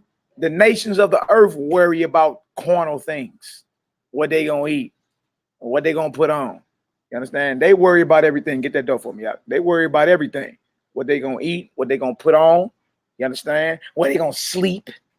Like, come on, get yourself together. We are servants of the true and living power, the one that own and create and possess everything there is. They got that sun in the sky right now. Shabbat Shalom says they got that sun in the sky right now. You dig? Nothing impossible for him. Only thing he can't do is lie or fail. You see? So if that's the case, and you his chosen people, what are you worrying about? boy, and you his show. Like, you are peculiar to him. You just ain't somebody else of the heathen nations. You actually are special to him. Believe and rejoice. That's it. Believe and rejoice. That's what it is. And fight against all that temptation in the spirits. Don't let the spirit of heaviness in. The spirit of anxiety. No, you can't come up in there and seat taken. Bye. All right. Let's go down a little bit more. What else to say, y'all? Verse 31. Yeah, But rather seek ye the kingdom of Yah. Hallelujah. that's And right. all these things shall be added unto you. You see, your number priority is to seek the kingdom like a bloodhound. Huh? You supposed to be on the kingdom trail, boy. Sniff it, feel it, live it. You dig? And then guess what? Since you doing that, you're not worrying about nothing. And guess what? All these things will be provided for you. That's right. Some of us are living witnesses of that. Out here totally on faith. That's what it is. That's rock. And it's never a dull moment. Very adventurous, I tell you. Very adventurous. Very, very adventurous. You're like, boy, I wouldn't have thought this morning when I woke up. But hey, you know what I'm saying? We got to deal with it. You know what I'm saying? Make it up. And guess what? The more adventures you go through, the more testimonies you can come tell the flock. Like, hey, man, the Most High, I bear witness to the power and mercy of the Almighty. Straight up. All right, now come on, Hebrew, let's get it. Fear not, Mhm. little flock. Do what? Fear not, What you're scared of. Come on. little flock. Yeah. For it is your Abba's good pleasure to give you the kingdom. That's his pleasure. You see that? He want to bless us with the everlasting and eternal life. He want to bless you with that. Fear not. Watch this. Come on. Sell that ye have, Uh-huh. and give alms. And do what? And give alms. Yeah, you see that? That's somebody that's not worried about nothing. That's somebody that's all in the Messiah's movement. Remember, he told the rich man, sell everything you got and follow me. What was his response? He went away soft. He went away crying. And then he told him, he said, if you want to be perfect, Yeah. Man. He went away crying because he was somebody that had the commandments, right? Remember? Yeah. He was like, oh, I done did all that. From my youth up. What am I lacking? He said, oh, okay. You really want to level up? Commandment keeper? You really want to level up? A law keeper? Hey, sell everything you got and follow me, and you'll have treasure in heaven. That man went away crying. You dig? Because it said he had great possessions. He was rich. You dig? And he said it's easier for a camel to pass through the eye of a needle than for a rich man to get into the kingdom of heaven. Why? Because he's preoccupied with his riches. Oh, his God. Yeah, the riches have become his God. God. You feel me? And it ain't hard to say. That's a commandment he broke. Yeah. He made his riches. He elevated them up to levels of graven. You know what I'm saying? That is what he worked for, who he yielded his whole members to, and that's what his whole focus is. And he had everything else, but the greatest commandment he broke. He had another God. Because right there, he even realized who he was just dealing with. And he been following him because he came there to meet up with him to listen to him speak. Called him good master and everything. Called him that. Yeah. Good master, what must I do? The question we all ask to have you. That's in Luke 19, if y'all want to see what that said. Yeah. And what thing I must do to get to the kingdom of heaven? Matthew 19. Matthew 19, my fault. Matthew 19. It's like, yeah, when you sit there, you think about that. Because I asked people all the time, so what did he break? He had the treasures more important than God himself. Can I ask a question? Oh, do you think he cried because he knew that he was about to give it up and that's why he was crying about it, or that he didn't want to give it up? You know what I mean? Because he walked away crying like he didn't want to give it up and he kept it, or he walked away crying like he was crying like, damn, I gotta give this up. Money was his God. You know what I'm saying? So he violated no other gods before me, first and foremost. Yeah. Yeah, right. He didn't want to give that deal up, and that's the whole deal. He could have sealed this deal right then and there. Yep. Man, this the king of glory right here. You can seal your deal in the kingdom. You dig? He just told you sell everything you got, get that to the poor, and come on home. Let's rock. Shows that he lacked faith too. I'm just gonna tell you what it is. Like those type of things, those type of offers come around once in a lifetime, buddy. Boy, that was one of them. That's one of them you got to be already in. You got, I'm out of here. It don't matter. It don't matter who got anything to say about it. It don't matter who got anything to say about it. I'm out of here. What you mean? What you just gonna do? Oh yeah, I'm gone. I'm out of here. What you saying? What you saying? No, I was just saying, if you actually read it, and talking to Yakir, I see where he was coming from with it. If you read that Matthew 19 and 22, he said he went away sorrowful. Sorrowful. It does say sorrowful. Oh yeah. Which is G3076, to make sorrowful. The effect, to affect with sadness, cause grief, to throw into sorrow, to grieve, offend, to make one uneasy. So yeah. I mean, think. Yeah. More attention. Another example of that, of an individual who did walk away was Moses, when he gave up the kingdom of Egypt. Yeah. You know what I'm saying? Yeah. He saw the position of his people and said, later for all those riches and this kingdom. Yeah. Yeah. And went down to the brick. And trip off that. Was Moses sorrowful for it? Not at all. He gladly did it. See, put yourself in the rich young ruler's shoes. You know what I'm saying? You put yourself in there. You dig? And he like, sell everything you have and come on. That ain't nothing to be sorrowful over. Like, what you mean? What you mean? I'm out of here. Like, what? Oh yeah, this will be sold on eBay tomorrow. I'm told yo, sell this deal on Amazon. I'm out of here. This boy be out here saying, "I'm a man." Look, y'all know what it is. Y'all know what it is. Yeah, man, there you go. But yes, I'm out of here. What you mean? Where Matt he go? You got to cash in on something like that. That also shows a lack of belief as well. Yeah. You actually believe, hey, you couldn't get the riches of the kingdom. Hey, all this stuff out. Yeah. Yeah. You know what I'm saying? Lack of faith. Lack of faith. Lack of belief. So he was a law keeper, but he didn't have the law of faith with him. Yep. Torah imuna. Yeah. All right, verse 33. What does it say? Sell that ye have and give on. Come on. Provide yourself bags which wax not old. Yeah. A treasure in the heavens that faileth not, where no thief approaches, neither moth corrupt. Come on. For where your treasure is, Uh-oh. there will your heart be also. Do y'all see that? Whatever is extremely valuable to you, that's what your mind is on all the time. So again, is the kingdom of heaven, is that your number one priority? Because if it is, that is what would predominate or dominate your mind. It's the kingdom of heaven. That dominates your action. Flat out. You dig? Where your treasure is, what's very valuable to you, is what you'll be thinking about. Facts. Starting to make sense? All praise the glory now to the Most High. All right, from there, I want to jump over to right back to Ecclesiastes real quick. Let's go to Ecclesiastes chapter 12. I'm gonna start at verse 1. We're gonna get on down. Yeah, we're gonna do like 1 through 8, and then we might as well do the whole thing. It's 14 words, 14 verses, should I say. And then let's get into this what happens after you die out that pseudepigrapha, you dig?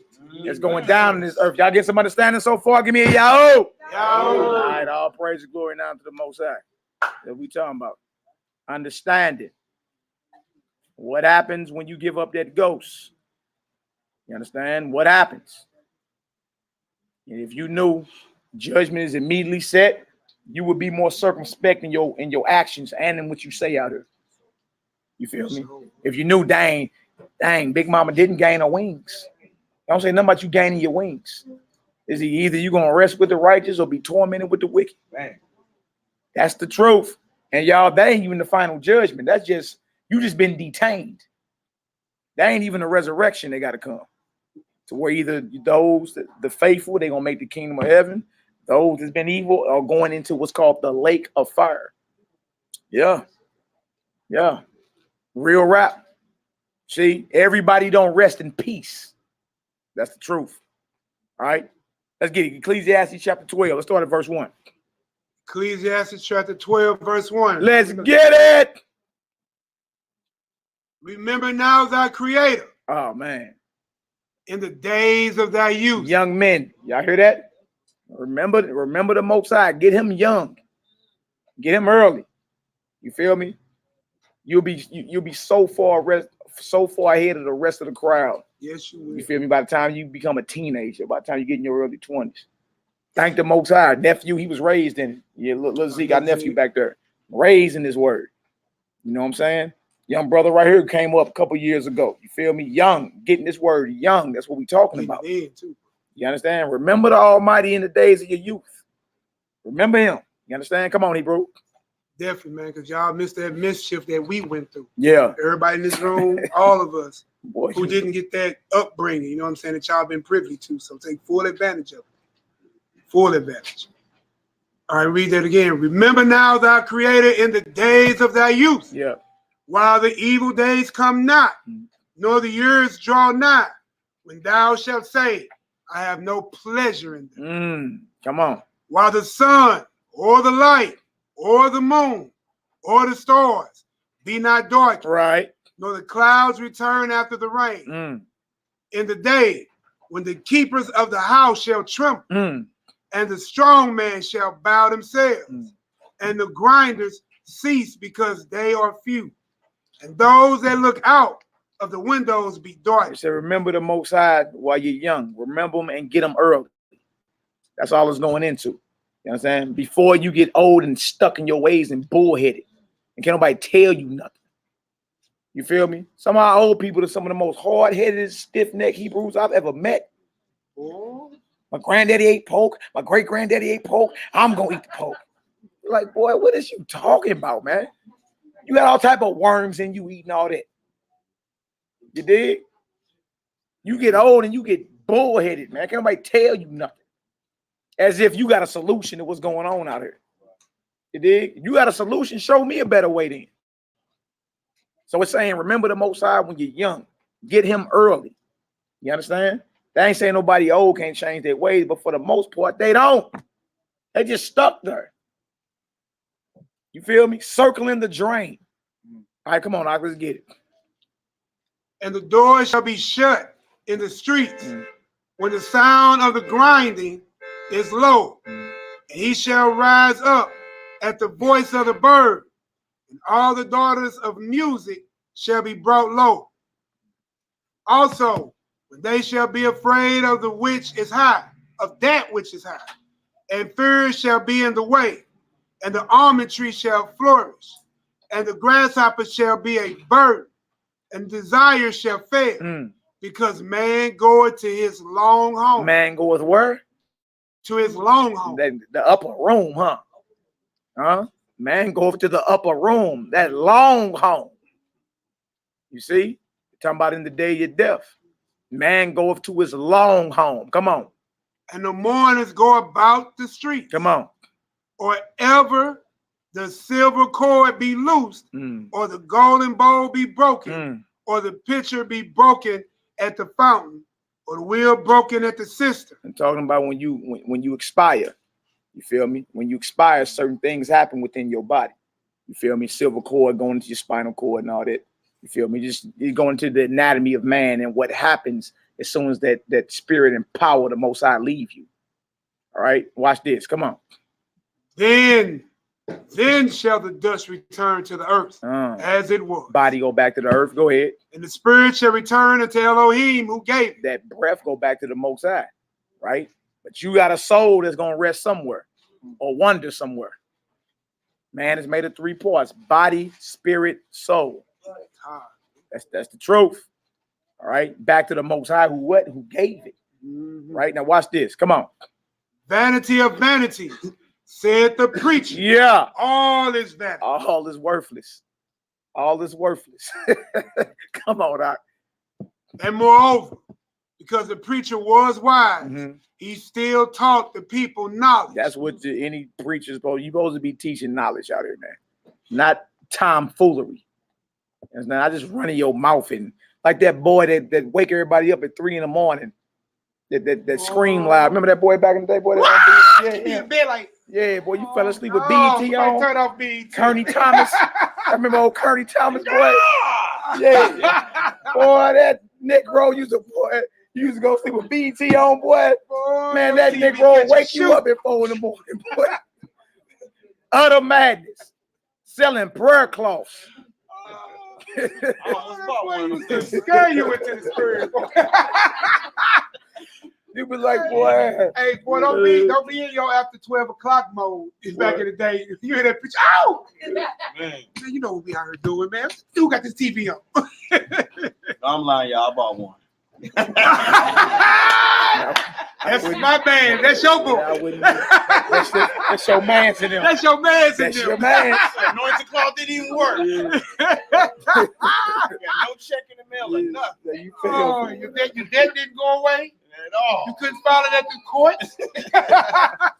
That Negro sold you a sweat rag. The Crisco grease oil and everything. Come on, Doc, let's get it. Oh, man. Moreover, because the preacher that was wise, he still taught the people knowledge.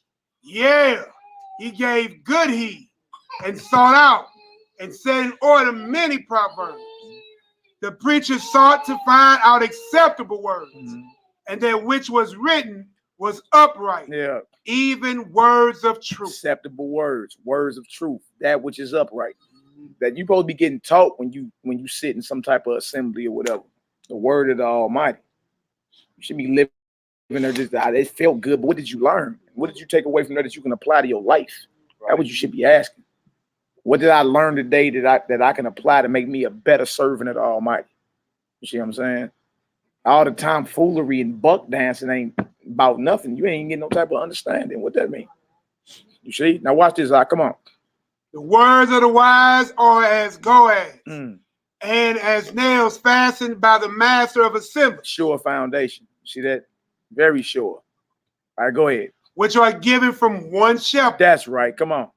And further, by these, my son, be admonished of making many books. There is no end. And much study is weariness of the flesh. Verse 13 and 14. Let's end it. Let us hear the conclusion of the whole matter. Yeah. Fear Elohim. Yeah. And keep his commandments. For this is the whole duty of man. That's your whole duty. That's what you were created for. Fear the Almighty and to guard his commands. Keep is shamar in Hebrew actually means to guard. Where you guard them at? Right up here. You feel me? You guard them and then you apply them to your life. You feel me? The words got to jump off the page and become a reality. Yeah. That was the whole point of it. It say don't just be a hearer, be a doer of what it is. You understand? Action. So the words supposed to come off the page and they supposed to manifest as a reality to the believers. That's what it is. All right. Come on, Hebrew, let's get it. For Elohim shall bring every work into judgment. Some work. Every work into judgment. I got away with that. Every work into judgment. Everything you done did got to come before the judgment. That's scary, boy. Think about some of the evil stuff you done did, knowing it was. Thought evil. you got away with it. Think about it. Feel me? Even the evil against your husband. Yeah.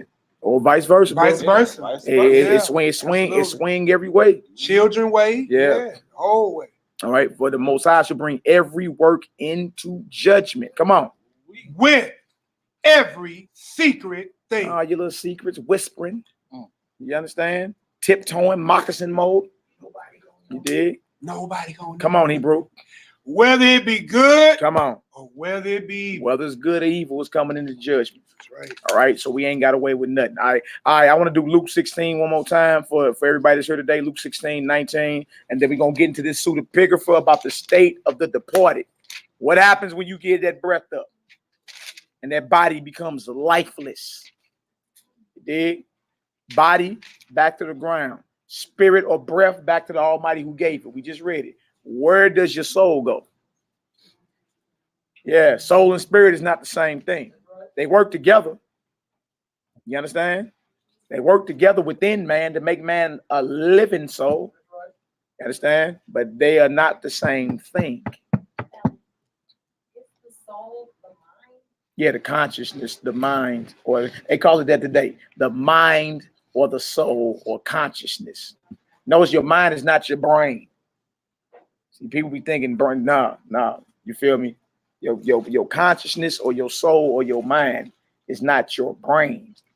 The brain may be like a physical manifestation that houses your mind. You understand? Or your soul. You dig? But it's not, you know what I'm saying? It's not the same thing. So yeah, you'll be looking at your mind or your consciousness. What makes you aware. But there's a level of awareness after you die. You understand? Big Mama don't know nothing about you won the pageant or nothing, or scored some touchdowns. You feel me? You don't know none of that. You dig? She ain't looking down on you knowing that you done won the beauty contest or something. No. But there is a level of consciousness in the realm of the dead once you die. We're gonna go over it today. It's very sobering. Went over a little bit last night, you know what I'm saying? Out of that Josephus. But first we want to read it in Luke. Show y'all we not reading funny books. Some people say that y'all reading them funny books. They get it. That's what they say, Simply J. They say we reading them funny books. You dig? Not the thing. You got something? I was telling the door, my grandchildren. Okay. Luke 16. We're gonna start at 19, and then we're gonna go into that pseudepigrapha, right? And it's called the state of the departed. Matter of fact, we need to go into the Apocrypha and read the missing 70, the second Ezra, the 14th chapter. Yeah, go there first after we read this. Okay. Go there and it's going to show you there's 70 missing, it's say books in there, but it's verses that he told Ezra to hide and only show them to the wise. Only show them to the wise. You know what I'm saying? You in there? You got it, boy?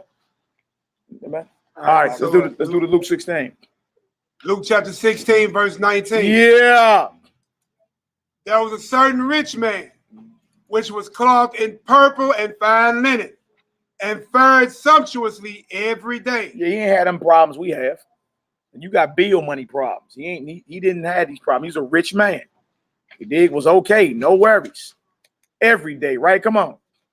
There was a certain beggar named Lazarus, yeah, which was laid at his gate, full of sores, and desiring to be fed with the crumbs which fell from the rich man's table. So all he wanted was crumbs.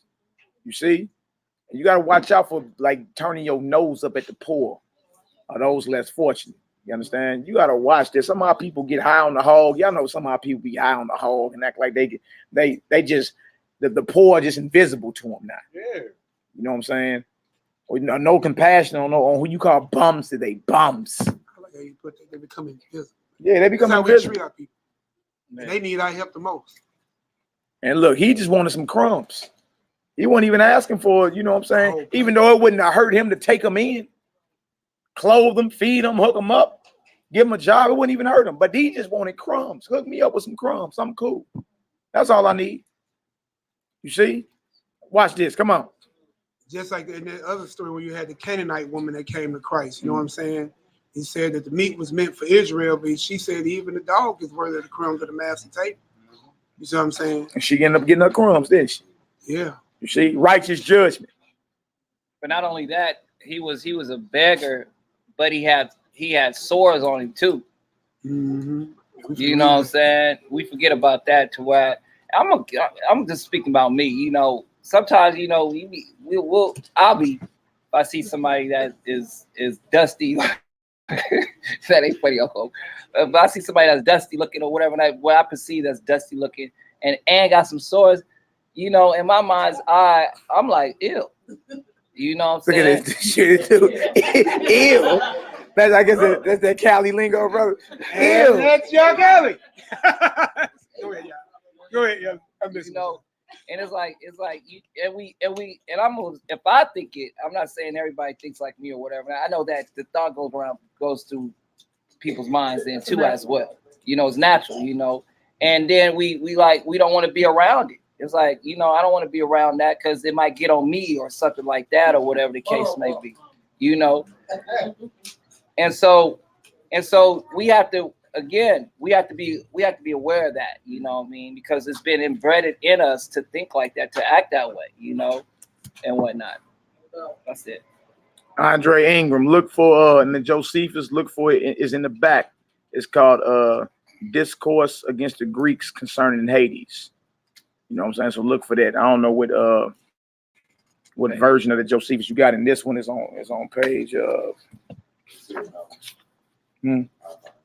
Okay. All right, let's get this right here. Yeah, just type it in the chat for me. Yeah, find the exact page for me. Get it. So we had Luke 16, verse 21, everybody. Yeah. And desired to be fed with the crumbs which fell from the rich man's table. Mm-hmm. Moreover, the dogs came and licked his sores. Yeah, so in this life, you would have looked at him as somebody that's less fortunate. A rich man, you'd have been like, I want to be like him. He's very successful. Swearing at purpose. You got a very successful startup, and he a CEO of so many different companies, and you know what I'm saying? He's my prince in shining armor. Okay, I hear you. Now watch this. Come on. It came to pass that the beggar died and was carried by the angels into Abraham's bosom. You heard that? So this is right after death, right? Abraham's bosom is not the kingdom of heaven. Remember, the body go back to the ground, turn to dust. The spirit go back to the Most High. So what is this? What part of man is this being carried into Abraham's bosom? It has to be his soul. It has to be his awareness or his conscious. You feel me? There is a level of awareness after death. You feel me? But that ain't the final. You just being detained at that point. That's not the final judgment. So notice the beggar gets Abraham's bosom. Right? Now watch this. The rich man also died and was buried. Mm-hmm. Not cremated. Mm-hmm. Buried. And in hell he lifted up his eyes. Mm. And being in torment. Being what? In torment. Uh-huh. And seeth Abraham afar off, and Lazarus in his bosom. So in this place, they both can see each other. Trip off that. Yeah. They in the same place, but even in death, the righteous and the wicked are separated. Even in death. Makes sense. See, as soon as you die, the judgment is set. Time is up. You don't get no more chance to say, I'm sorry. My bad. Time's out. You don't get no time for none of that. Ain't none of that going on no more. The Catholic Church says purgatory. Nah, ain't no such thing as no purgatory. Ain't no such thing as no purgatory where you can pay off the Pope and Ain't that crazy, you know what I'm saying? Pray the soul of your auntie about a purgatory. Nah, that ain't in the scripture nowhere. You dig? Now watch this. So it says, in hell he lifted up his eyes, being in torments. So right after death, this rich man is in torment. Is he resting in peace? No. Which proves what? Everybody don't rest in peace. They be lying to y'all at the funerals. It sound good. You feel me? You want to believe everybody resting in peace. You dig? But that's not the truth. Our job ain't to make you feel good. Our job is to tell you the unadulterated, raw and uncut truth. Everybody don't rest in peace. Go ahead, Sister Trina. Is Abraham's bosom. Yeah. Are these souls at the same place as the souls that rest under the altar? Where is Abraham's bosom located? Man, I wish you was here last night. We just went over there. I guess we're going to read some of it again today. Good job, Trina. That is all good. It's all good. We actually went over it last night. It's in detail in this right here. We just gonna read it again. I'm glad you asked. We're gonna read it again. But what this is an in-depth breakdown of what we read here in Luke 16. This is an Israelite historian saw the fall of Jerusalem 2,000 years ago. Was this rich man King David? You said who? This rich man, was this a king? I don't know. It said he was a rich man, fared very sumptuously, had no problem. Shabbat shalom, my king. You feel me? So we'll go over it. It'll show you where it's located. You feel me? I suppose I've never read this actually myself, perhaps, because I didn't know that the rich man was actually speaking to Abraham, and he was calling him Father Abraham until just now, and I didn't know that Abraham was speaking back. Now we gonna let's keep reading. Let's go. Now your question's gonna get answered. But Trina, like, I needs to know. Yeah, I know. But we actually went over this yesterday. We're gonna hit a little bit of it again because that may be on somebody else's mind too. It reminds me of when you told me soundbite doctrine, because growing up in church or just even aging in church, 'cause I've grown up long ago, but for some reason I'm interpreting this completely different. I thought that the rich man was having a conversation with Lazarus. I didn't know that because probably choir songs that I'm sung. If your finger in the water, come and cool my tongue. Yeah. Yes, what church? That's right. No. Yeah, let's keep reading. That's right, sis. It's all good. We just want to go back over it. Hey, it's all good. All right, we hit it a little taste. All right, come on. You hear them play it, tell them turn it off. Turn that trash off. I'm offended. Don't let Judah be able to. It's a lie. I'm going to All right, verse. Do that 23. 23. Do it 23 again. Yeah. So we had Luke 16, verse 23. Yeah. And in hell he lifted up his eyes, being in torments, and seeth Abraham afar off, and Lazarus in his bosom. Come on. He cried and said, Father Abraham, have mercy on me, and send Lazarus, that he may dip the tip of his finger in water, and cool my tongue, for I am tormented in this flame. Yeah, I heard that, boy. He just wanted to drop off his fingertip. That let you know, boy, that you don't want no smoke from the Most High. This serious. To your tongue Yeah. on fire? Yeah. Now watch this, Hebrew. 25. But Abraham said, Yeah. Son, thou throughest. No, son, remember that thou in thy lifetime receivest the good things. Likewise, Lazarus, evil things. Yeah. But now he is comforted, and thou art tormented. You feel me? There's a flip side to this coin here. You know what I'm saying? When you in life, you had it. And when you had it, you didn't even choose to bless He others. wasn't even charitable. That's the key. You know, it was Abraham, he had it, boy, and didn't hesitate in blessing everybody. Gotta have charity. You gotta Yeah. have charity. What good is gold or money hoarded up? Stacked up. What good is that? That could be used, you understand, to bless a whole bunch of people or somebody else. You see what I'm saying? Like, what good is that? You got families in this earth worth $500 trillion. There shouldn't be one person on the street homeless, eating out of trash cans. Think about that. You see what I'm saying? So that show you too the mindset of the rich. He said, charge them to be rich in this world, that they be not high-minded, nor trust in uncertain riches, but in the living power, and that they do good, and that they be willing to distribute, laying up for themselves treasures in heaven. You see, charity covers a multitude of sin. You don't think you've been blessed to bless others, or you think you just been blessed to stack your money? Look at me. Huh? No, you got it to bless others. That's the whole point. You're supposed to be used as a vessel to bless others. That's what it is. Most High bless you to get it. You feel me? And don't worry about not having it or running out of it. Abraham just did it, and the Most High kept blessing, stacked up in the back. You feel me? Because he was a willing vessel to bless others. Never hesitated. What you need? What you got? Got you. You feel me? You skip past his tent. You was getting hooked up. Sure did. Huh? Your feet washed. Bread. You'd have got a bomb meal. They'd have killed a fatted calf for you and everything. Is there a place to sleep? Drink some wine. Chop it up a little taste. You dig? Then you go on your journey. Charity, right? Now watch this. Come on. Verse 26. Yeah. And besides all this, between us and you, there is a great gulf fixed. There's a separation. There's a deep valley, as we're gonna read in the Josephus. You understand? Say, look, we in the same spot, but guess what? There's a division here. So remember, he wanted Lazarus to come and dip the tip of his finger in water and drop it on his tongue. But Abraham, like, even if he wanted to do that, he couldn't. There's a division here. You can't cross over. You can't cross over here either. You see? You read a little bit about it too in First Enoch, chapter 22. Yeah, we got that on deck. We got that on deck. All right, now watch this. Come on. So that they which would pass from hence to you cannot, neither can they pass to us. That would come from thence. Yeah, come on.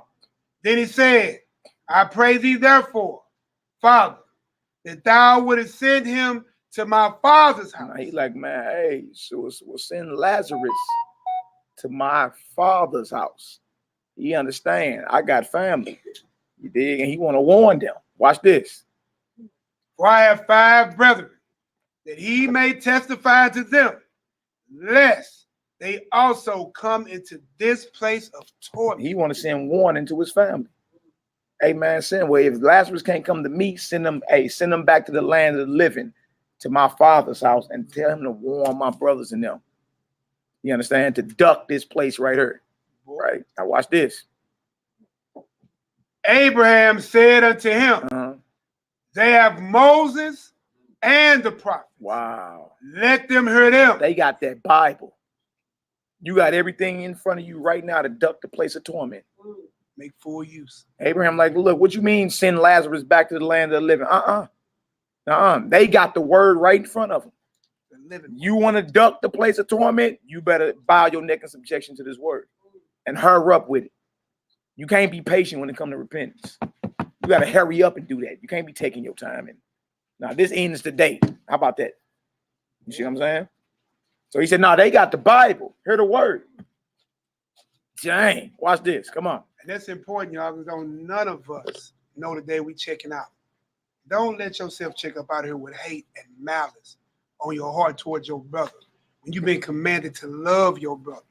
You see what I'm saying? Don't check up out of here with some ill will on your heart.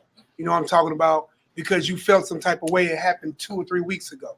Right. Which don't even have no power no more. Right. But what's retained in your own psyche. Free yourself by forgiving. You see what I'm saying? And let it go. Do not take that to your grave. Don't let that be the sin that causes you not to get in. That's true. Don't let that be it. You had it all the way up to this point, and you caught that sleep. And then you had that one weight. You just couldn't forgive your brother. And you know, in the Bible, you consider a murder if you ate your brother. You see what I'm saying? So you died of murder. Now, you could be up there, technically, I didn't run that knife across his neck. You know what I'm talking about? But you didn't have no love in your heart for him. You guilty of a murder. You see what I'm saying? So you died of murder. All I'm saying is, man, check yourself, fix yourself today. That's right. Now you say hurry up, because you don't have them all. We might be looking at somebody right now, and somebody go to sleep right now. Fix that ASAP. Yeah, it's scary. Or like the old saying, check yourself Before you wreck yourself. Yeah, you're a 90s, baby. No, I'm not. I know you ain't. I'm just messing with you. Makes sense, don't it?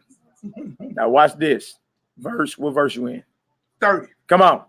And he said, nay, Father Abraham. Look at him. He like, come on, man. No, that ain't good enough. What you mean they got the Bible? That ain't good enough. That's why you die. That's why you die. That's why you die. He like, nay, no. That just can't be that can't be the answer to what I'm trying to get done here. Right. It's that simple, y'all. It's that simple. We treat this thing like it's a calculus equation or something. No, it's real simple. You don't want the place of torment? Bow your neck in subjection. Do what you know you're supposed to be doing. You dig? And stop thinking your emotions gonna give you a pass in judgment, because they won't. They won't. They won't. You feel me? Ask the cat that got 40 to life crying in front of the judge. He like, yeah, get him on out. Bailiff, yeah, get him on out of here. Next case. Nobody tripping off your little feelings in judgment. It don't work. You feel me? The judgment is set, the scriptures tell you. So as soon as you die, you experiencing one of these, y'all. It's either Abraham's bosom or it's the place of torment. And y'all, look, and you ain't even went to court yet. Court is judgment day. You've been locked up before, been detained. You've been detained. No bond. You in the county jail. No bond. no bond or something. You in the county jail. You dig? And everybody asking you when your court date. Court date is judgment day. You got to go before the judge. You feel me? Y'all both locked up. You locked up for a little traffic violation. In your mind, you're like, ah, man, I'm about to here. Let me chill for a minute. Nah, man, don't go bail me out. I'm cool. Save that money. I'll be about here in about 2 days, 3 days. You dig? I'm cool. You feel me? The next brother, boy, just murdered the whole West Side. And he on camera in front of 100 witnesses in broad daylight. Both y'all get booked in at the same time. You in there for traffic violations, cuz you like, I'm cool. I need this rest anyway. I know I'm getting about it. I really ain't tripping enough for all that. Nah, woman, don't come bail me out. Save that money. They gotta let me go in 2 days. I'm straight. Him, you feel me? ACA. Armed criminal action. You dig? You dig? And all the evidence against him. You dig? Both of y'all are not looking at the same sentencing when it comes to judgment. You see? The one can rest. I'm cool. I know I'm all good. The other, man, please, you ain't gonna never see the light of day again. That's what he said. He's done. You see? That's what we're talking about here. And look, that's what happens as soon as you get a ghost up. Tell you on day of judgment, say the day of the judgment is gonna be decisive. That means it's gonna be quick. Yeah. Quick. The decisive, meaning the decision already been made. Yeah. It's not finished. And look, you're not gonna be able to blow trial either. Y'all do know this, right? You're gonna be able to blow trial. No speedy trial. No, I'm saying you ain't gonna be able to not show up. Yeah, no, ain't none of that. You dig? Ain't none of that cracking. You ain't gonna be able to blow trial. And the most I ain't gonna be playing with you holding court for a whole month. This thing gonna be speedy. The decision already made. Get him on in here. Blowing trial having a warrant, huh? No. You sitting now. You got a warrant. You got a warrant. And when you die, you got that judgment. You've been detained. Yeah, we got him. Yeah. Oh, bad. Yeah. All right, come on, let's get it. But if one went unto them from the dead, they will repent. Verse 31. And he said unto him, if they hear not Moses and the prophets, if they don't hear that Bible, go ahead. Neither will they be persuaded, though one rose from the dead. You see that? If our people ain't willing to hear this Bible while they living, you dig? They not gonna duck this place of torment. That's what Abraham told Lazarus. You see? The rich man, should I say? The rich man, that's what he told him. You know what I'm saying? Flat out. If they ain't willing to bow their neck in subjection to their maker, you feel me? They are not gonna duck this place. It don't matter if somebody rose from the dead and came and told them. Don't matter. How true we know that? Go ahead. Because Christ rose from the dead 2,000 years ago. Facts. And how many people don't believe? Still don't believe, huh? With the Bible full in play, right? And in that time, they had to go to the Levites in the synagogues and being given this, right? How much more so now you have access to Bibles that our ancestors never had access to. Every Israelite didn't have a scroll in their hand. You know what I'm talking about? Let alone knew how to even read it and break it all the way down. You have full access during this dispensation where you have a Bible that every phone or over the internet or physically manifested in many translations in Hebrew or not, and we have a resurrected Messiah, sits right at the right hand of the Most High, and still people don't believe. So that makes sense when you read a verse like that. Say, no, they don't hear Moses and the prophet. They ain't gonna be persuaded by one that rose from the dead. That's frighteningly accurate to this day. Wow. Frighteningly accurate. They still don't believe.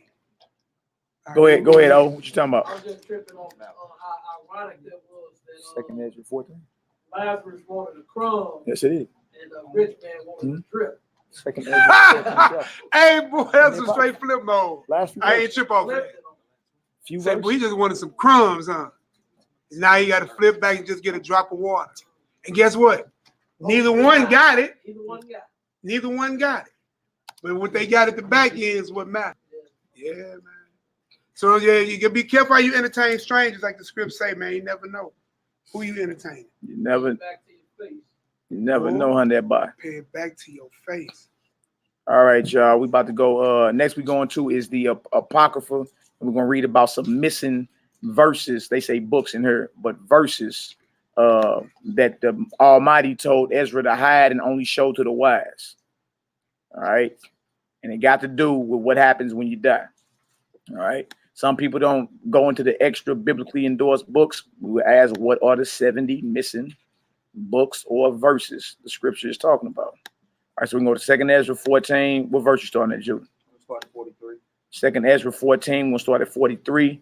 For y'all that don't know, you can jump on back up and show how the Holy Spirit came into him as well. So 21. Yeah, you know what I'm saying? And what happened at this time is our books had been burned, and the Most High sent the Spirit into Ezra after he passed, and he gave him back everything that happened since the beginning of creation. So while he was prophesying, the scribes was writing everything out about what happened. You feel me? Same thing happened to Moses when he was on the mount 40 days and 40 nights. He just didn't get 10 commandments. He got the whole history of the entire, like, how was he able to write about the Garden of Eden if he wasn't there? Some people tell you that. People are like, well, how is it that Moses wrote about the Garden of Eden when he was over there in the corner before he was born? And you know how the naysayers come out with it. You not knowing the Most High gave for 40 days and 40 nights, the Most High gave Moses visions of the entire creation of the earth and prophecy of the future, what was coming. Let me read it real quick. Yeah, go ahead, read out. It's the book of Jubilees, chapter 2 and verse 1. And the angel of the presence spake to Moses by the word of Yahweh, saying, write the whole account of creation, that in 6 days Yahweh Elohim completed all his work and all that he created. And he observed a Sabbath, the 7th day, and he sanctified it for all ages or generations. For all ages, huh? Mm-hmm. You see that? So the Spirit came into him and he told him what it was. Gave him the prophetic vision of the exact account of what happened. So y'all may run into Egyptologists or naysayers, jawjackers and haters, like, well, how was he? I'll wait. How did Moses write about creation? He wasn't there. He wasn't, but I'll wait. Now, this is what they say. How can a story be older than the author? Yeah, that's right. That's what they say. Hiss, I'll wait. You be like, look, you don't know your Bible. I mean, let me know when you're done. I'm gonna shoot. Yeah. And then also in that same 2nd Ezra, we going to 14. If you start up at the top, you're going to see exactly what he did with Moses, right? Yep. So read 2nd Ezra 14, read 1 through 6, and then we can jump down to 21 and then jump down to 43. All right. These are scriptures you go to disprove the naysayers when they act like, how is it Moses wrote about the Garden of Eden? How did Moses write about the Tower of Babel? He wasn't born into the book of Exodus. You know what I'm saying? There it is right there. There it is right there. He wasn't born into the book of Exodus. How he write about Genesis? See, everything's made up in the Bible. That's what they say. How was Moses writing about his own death? Yeah. We 2nd Ezra 14. Who was Cain's wife? We're gonna read 1 through 6, jump down to 21, and jump down to 43. I'm gonna jump down 19. Yeah, you already showed it. Judah already pulled it and showed In that Jubilees. the angel of the presence gave him the history of the world and told him to write the entire history of creation. You see, these are scriptures you need when you combating the naysayer, those that don't believe in the power and authority of the scriptures. All right. Second Ezra 14, start at verse 1 out. Second Ezra chapter 14, verse. Mm. And it came to pass upon the third day, Yeah. I sat under an oak, and behold, there came a voice out of a bush over against me, and said, Ezra, Ezra. And I said, Here I am, master. Mm. And I stood upon my feet. Come on. Then said he unto me, in the bush, Come on. I did manifestly reveal myself unto Moses and talk with him when my people served in Egypt. Come on. And I sent him and led my people out of Egypt and brought him up to the Mount of Sinai, where I held him by me a long season. A long season. That long season was like 40 days and 40 nights. That's how long he held them, right? Go ahead. Let's get it. Verse 5. The HONORANDHUMILITY. My brother. All right, come on, Hebrew. And told him many wondrous things and showed him. Shabbat Shalom. Our Lord Yah, my brothers. Good. Yeah, good. Come on. Okay. All right. I see you later, brother. Shabbat Shalom. Shabbat Shalom. Yeah, I see the brother later. You were saying he was unclean. That's what we were saying. Shabbat Shalom, Hebrew. What's the word? All right, come on, now, let's get it. And told him many wondrous things. Yeah. And showed him the secrets of the times and the end, and commanded him, saying, Yeah. These words shalt thou declare, Mm-hmm. and these shalt thou hide. See, so he gave him understanding and wise words about what was going on in the beginning. You feel me? That's a scripture you go to debunk anybody trying to say, how did Moses write about the beginning when he wasn't there? You see? All right, now jump on down. We say 19? 19. All right. Then answered I before thee, and said, Behold, master, I will go as thou hast commanded me, and reprove the people which are present. But they that shall be born afterward, who shall admonish them? Thus the world is set in darkness, and they that dwell therein are without light. For thy law is burned. Therefore no man knoweth the things that are done of thee, or the works that shall begin. Flat out. But if I found grace before thee, yeah, send the Holy Ghost. Send what? The Holy Ghost. What the Holy Spirit or the Holy Ghost doing being written in what's called the Old Testament if people claim it didn't come to the New Testament? The Spirit of the Most High been around. It was around during creation and everything. All right. So he's asking the Most High to send his Holy Spirit. Feel me? Like when we be rained down, you know, that's what we petitioning the Most High to do. Send forth your Holy Spirit into us. All right, come on now. Verse 22 again.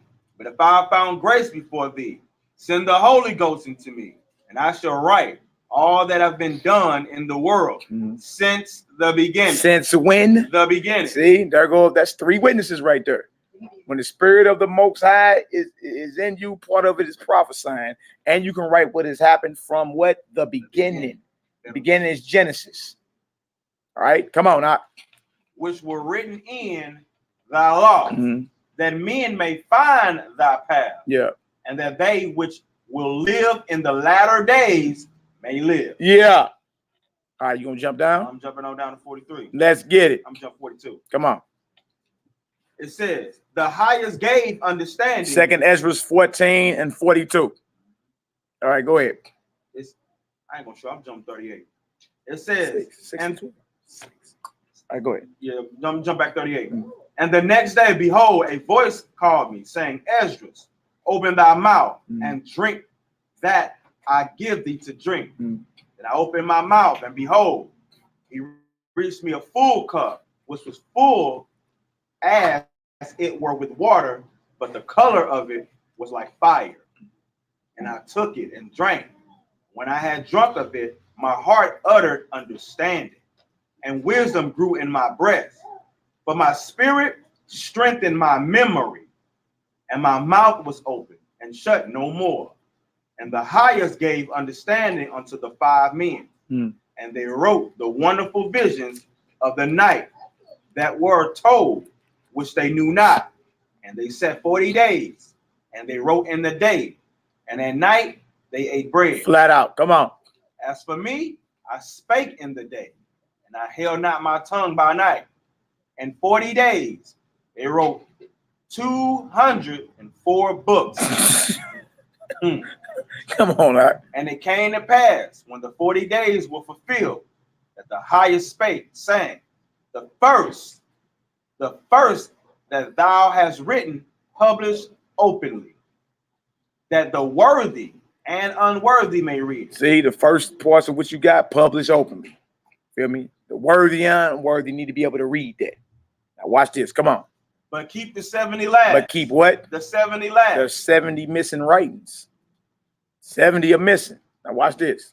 That thou mayest deliver them only to such as be wise among the people. Only get them to the wise. Now watch this. Come on. For in them is the spring of understanding, Yeah. the fountain of wisdom, and the stream of knowledge. And I did so. So that's what we're going to get into right now. We're going to go into what's called the state of the departed.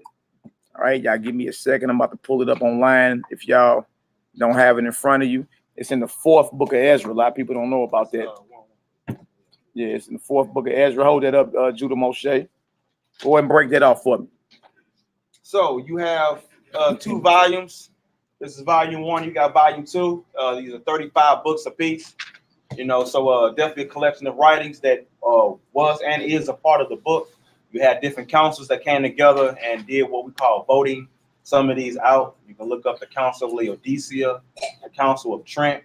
You know, so there were different councils and different groups of men groups of religious men that voted these books out because they said it wasn't part of canon. Canon is just a Greek word which just means authority or rule. You know what I'm saying? You can look up Galatians 6 and 16, look at the word rule, and you'll see the Greek word canon. You know what I'm saying? So that's just a little information on that. All right, so what we're going to do now, we're going to read verses 70 through 140. How many verses is that? 70. And it said 70 was missing, but he was like, only show them to the wise. Right? Now, 70 writings are missing. And he told them, in them is the spring of understanding. Understanding what, though? Understanding what happens as soon as you expire. Some teach you come back 300 times. Every 3 or 4 generations. Some say you gained your wings. You see? We went yesterday and showed man is made up of a body, a spirit, and a soul. There's a difference between the soul and spirit. They work together, but there is a difference. So I'm not gonna see no angels with Pampers on. We look with huggies. The Cupid angel strike you with the love darts. No, naked heathen babies with huggies. No. Go visit my old church. Yeah. All right, so look, we about to read. If y'all don't have it, it's up on the screen right now. Bro, gonna read it. Start at verse 70, and then when you gonna show, we gonna, in the pseudepigrapha, we in 4th Ezra chapter 7, verse 70. We're gonna read down to 140, and it's in the volume. What volume is that out? Volume 1. Some people scared of these books. Not our problem. We dive into them. We just gonna see if it line right up with Abraham's bosom. We just read about. We just read about Abraham's bosom. Go ahead, brother. Yeah. Let me go ahead and get you together, brother. Let me see. All right, I'm gonna have to do my scrolling. That's about as big as I can do it, bro. You can't see that? Okay. That's about big. I'm trying to keep it because if I make it too big. Well, let me see. If I do it like this, let me see. I'm just gonna have to be doing a lot of this back and forth, but it's cool. I do whatever I need for you, bro. Is that big enough? That's cool right there. Yeah.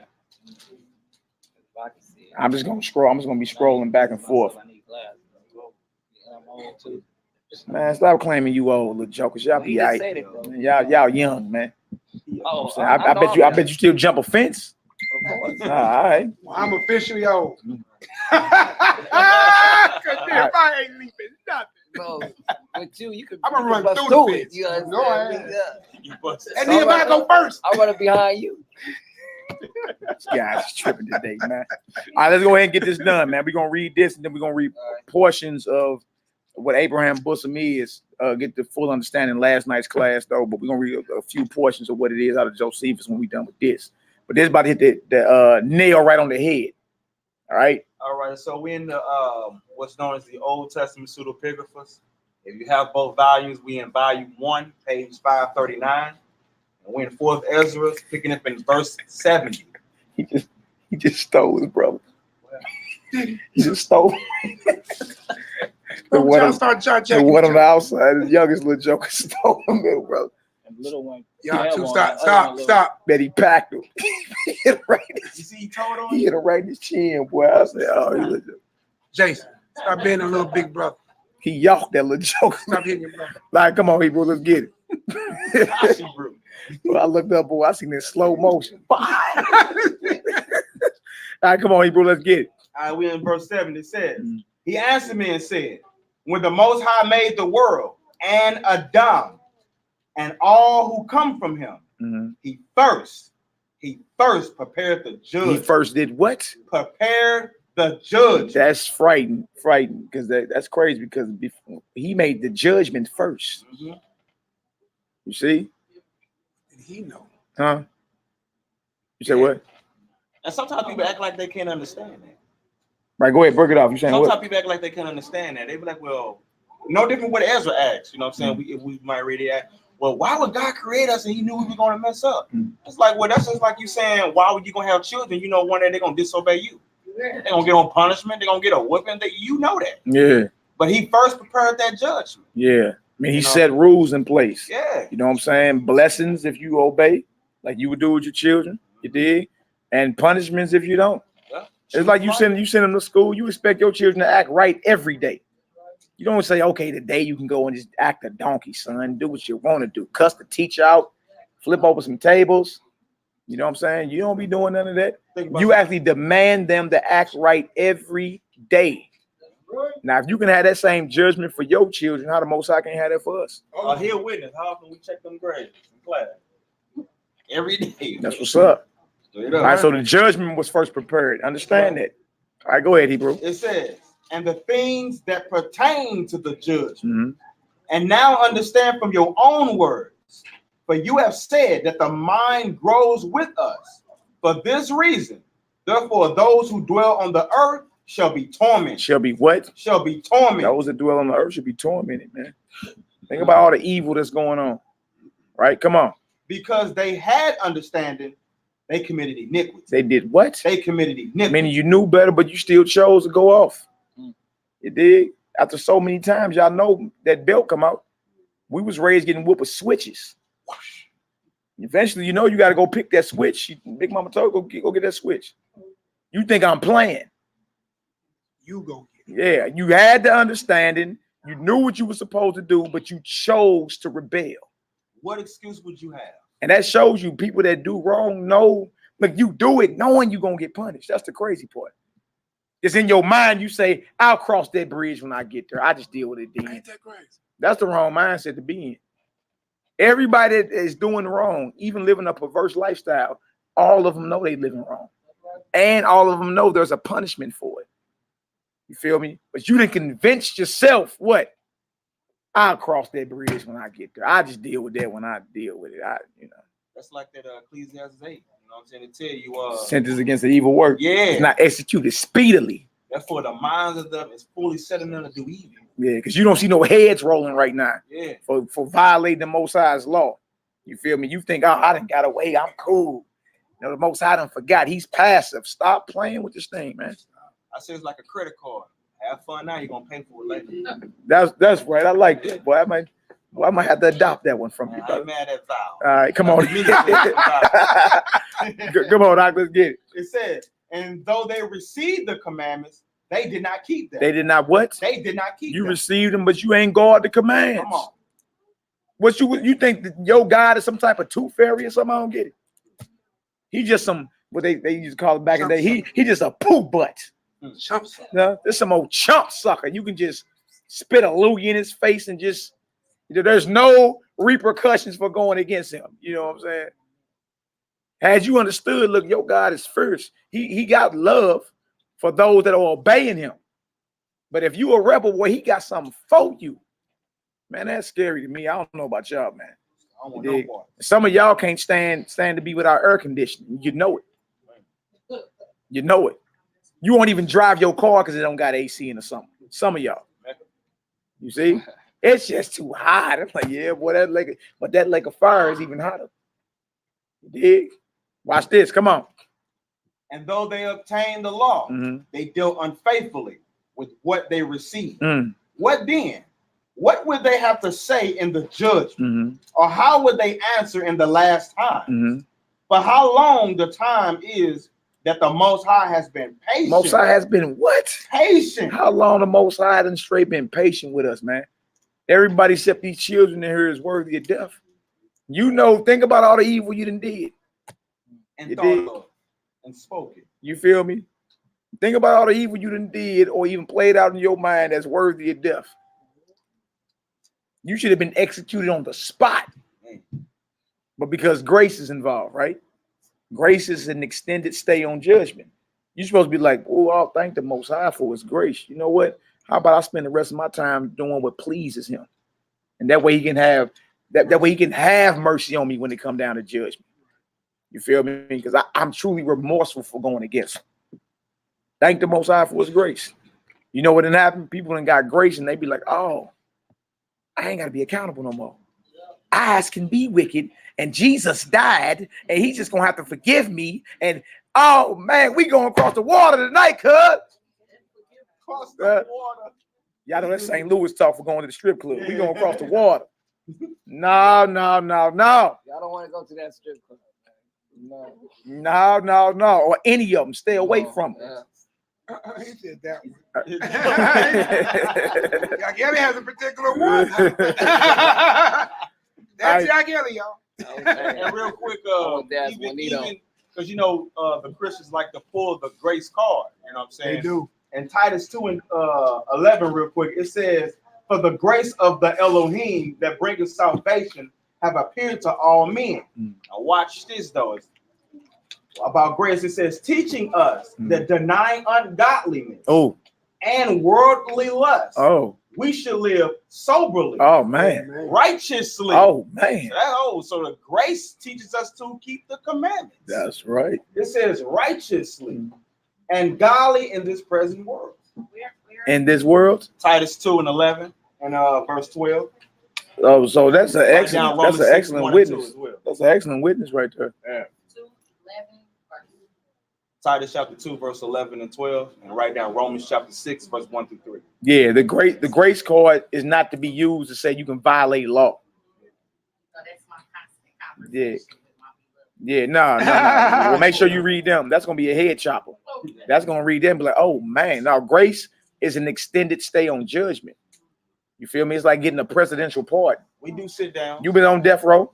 You've been on death row before? Anybody been on death row? Of course not in here. I'm saying people that have been on death row, they can receive grace from the president and have a presidential pardon. Now, if you get pardoned off death row and let back into society, do you continue to live your life as the murderer that got you put on death row? No, you don't. You live your life as if you would a changed person, don't you? Grace is not a free badge to commit evil. Grace period for work, grace period for your bills. Just come on. What you say, Obed? It's common sense, y'all. Stop letting them tell y'all grace give you the right to sin. No, it don't. No, it don't. That makes you more of an you actually spitting in the Most High face when you do that. I got one more real quick too. It's on the same topic. This Ecclesiastes 15 and 19. That's a good one, yeah. It says, and his eyes are upon them that fear him, and he knoweth every work of man. And it says, verse 20, he have commanded no man to do wickedly, verse 70, neither hath he given any man license or permission to sin. So there it is right there. He ain't gave nobody a permission. That was Ecclesiasticus chapter 15, verse 19 and 20. Red book, page 79. Yeah, they probably your church folk probably ain't gonna accept that one. It's not in the 66. We do sit downs. Yeah. Oh yeah, she Kindly and loving yeah. and respect. Absolutely. Yes, we do. Yeah, it's no problem. We shoot nicely. Yeah. We shoot loud but nice. Somebody gonna be offended, but hey, they be all right. All right, come on, Hebrew. Let's get it. Let's finish. Right. We back in the pseudepigraphas, and I'm in the middle of verse 74. Most High has been patient, right? It says, "For how long the time is that the Most High has been patient with those who inhabit the world, Flat out. and not for their sake, but because of the times which He has foreordained." Most High been patient with us, man, and it's not on account of us. It's because He know the judgment that's coming. He didn't foreordain time. You talking about the author and inventor of time, and the one that's gonna finish it. So he like, look, he know the patience that he got to have toward his creation. You did. How long we gonna keep playing Russian roulette with our soul? Stop playing with this thing, man. For real. Go ahead, bro. Yeah, true. That's true. Verse 75, state of the dead before judgment, right? Watch this. I answered and said, "If I have found favor in your sight, my master, Jojo, show this." Y'all also you can lay him on the servant. couch in the back. I got a whole couch back there. You be all right, little joker. Right. You be all right, boy. Verse 75 again, since my son wants to interrupt. Yeah. It's all good, man. He's short. Get that judgment. He about to get the judgment. He a short runner. Jonah about to get Hey, that judgment. he a short runner. He all good. You good, nephew, man. If I have found favor in your sight, my master, show this also to your servant, whether after death, as soon as every one of us yield up his soul. He yields up what? His soul. See, difference between the spirit and the body and the soul. We talking about souls right here now. Now watch this. Come on. Now listen to the question he's asked. It says, "We shall be kept in rest until the times come when you will renew the creation, or whether we shall be tormented at once." Good question. You see what he asking? Ask it. Read it again. He said what? It says, "We shall be kept in rest until those times come." Are we gonna rest? Are we gonna rest in peace until you're gonna restore creation, or what else? Or whether we shall be tormented at once. At all shall we be tormented at one time? Notice he's gonna say we. Watch this. Come on. Verse 76. He answered and said, "I will show you that also, but do not What? do not Come on. be associated with those who have shown scorn, nor number yourself among those who are tormented." Hold on. This thing. So in other words, don't count yourself in with them. Right. You know, kind of like, oh man, we caught. No, we ain't caught. Nah. You caught. We sick. Right. You sick by yourself. We sick. No, You sick. You sick by yourself. Man. All right. Verse 77. Y'all forgive me on the live chat. I had to hit read more so we can get it done. All right. And that just go to show you that these questions that people ask today, Ezra asked a long 2,500 years ago. Yeah. That was good. That's over 2,000 years ago. He was asking the Most High these questions. Yeah. So that kills the vibration too. You can't question God. Genesis 18. Genesis 19. Scripture tell you question. Ask your questions. With all your getting, get. Understand. Now, how you gonna get it without asking? You got questions. Yeah. See what I'm saying? Now watch this. 77. No, that's a good point though. He told Ezra, don't include yourself with the naysayers, jaw jackers, and haters. Well, that's not gonna happen to you, it's gonna happen to them. Yeah. Now watch this. Verse 77. It says, "For you have a treasure of works laid up with the Most High." You see that? Remember, he said earlier in the parable we read, so is everyone that's rich toward himself, but not rich toward the Almighty. That's right. How was Ezra able to lay up treasure? I have treasure stored up with the Most High, spiritually speaking, because you can't get a Most High no Federal Reserve debt notes. He ain't accepting your paycheck, Which is backed up by nothing. where it's fiat currency. Right. You can't give him gold, silver, platinum. You feel me? You can't give him your pension plan. What is it that you can give the Most High that he would accept? What is your spiritual currency? Because it's straight Anybody. to say you were bought with the price. Right. Anybody understand? Oh, Got a question from online.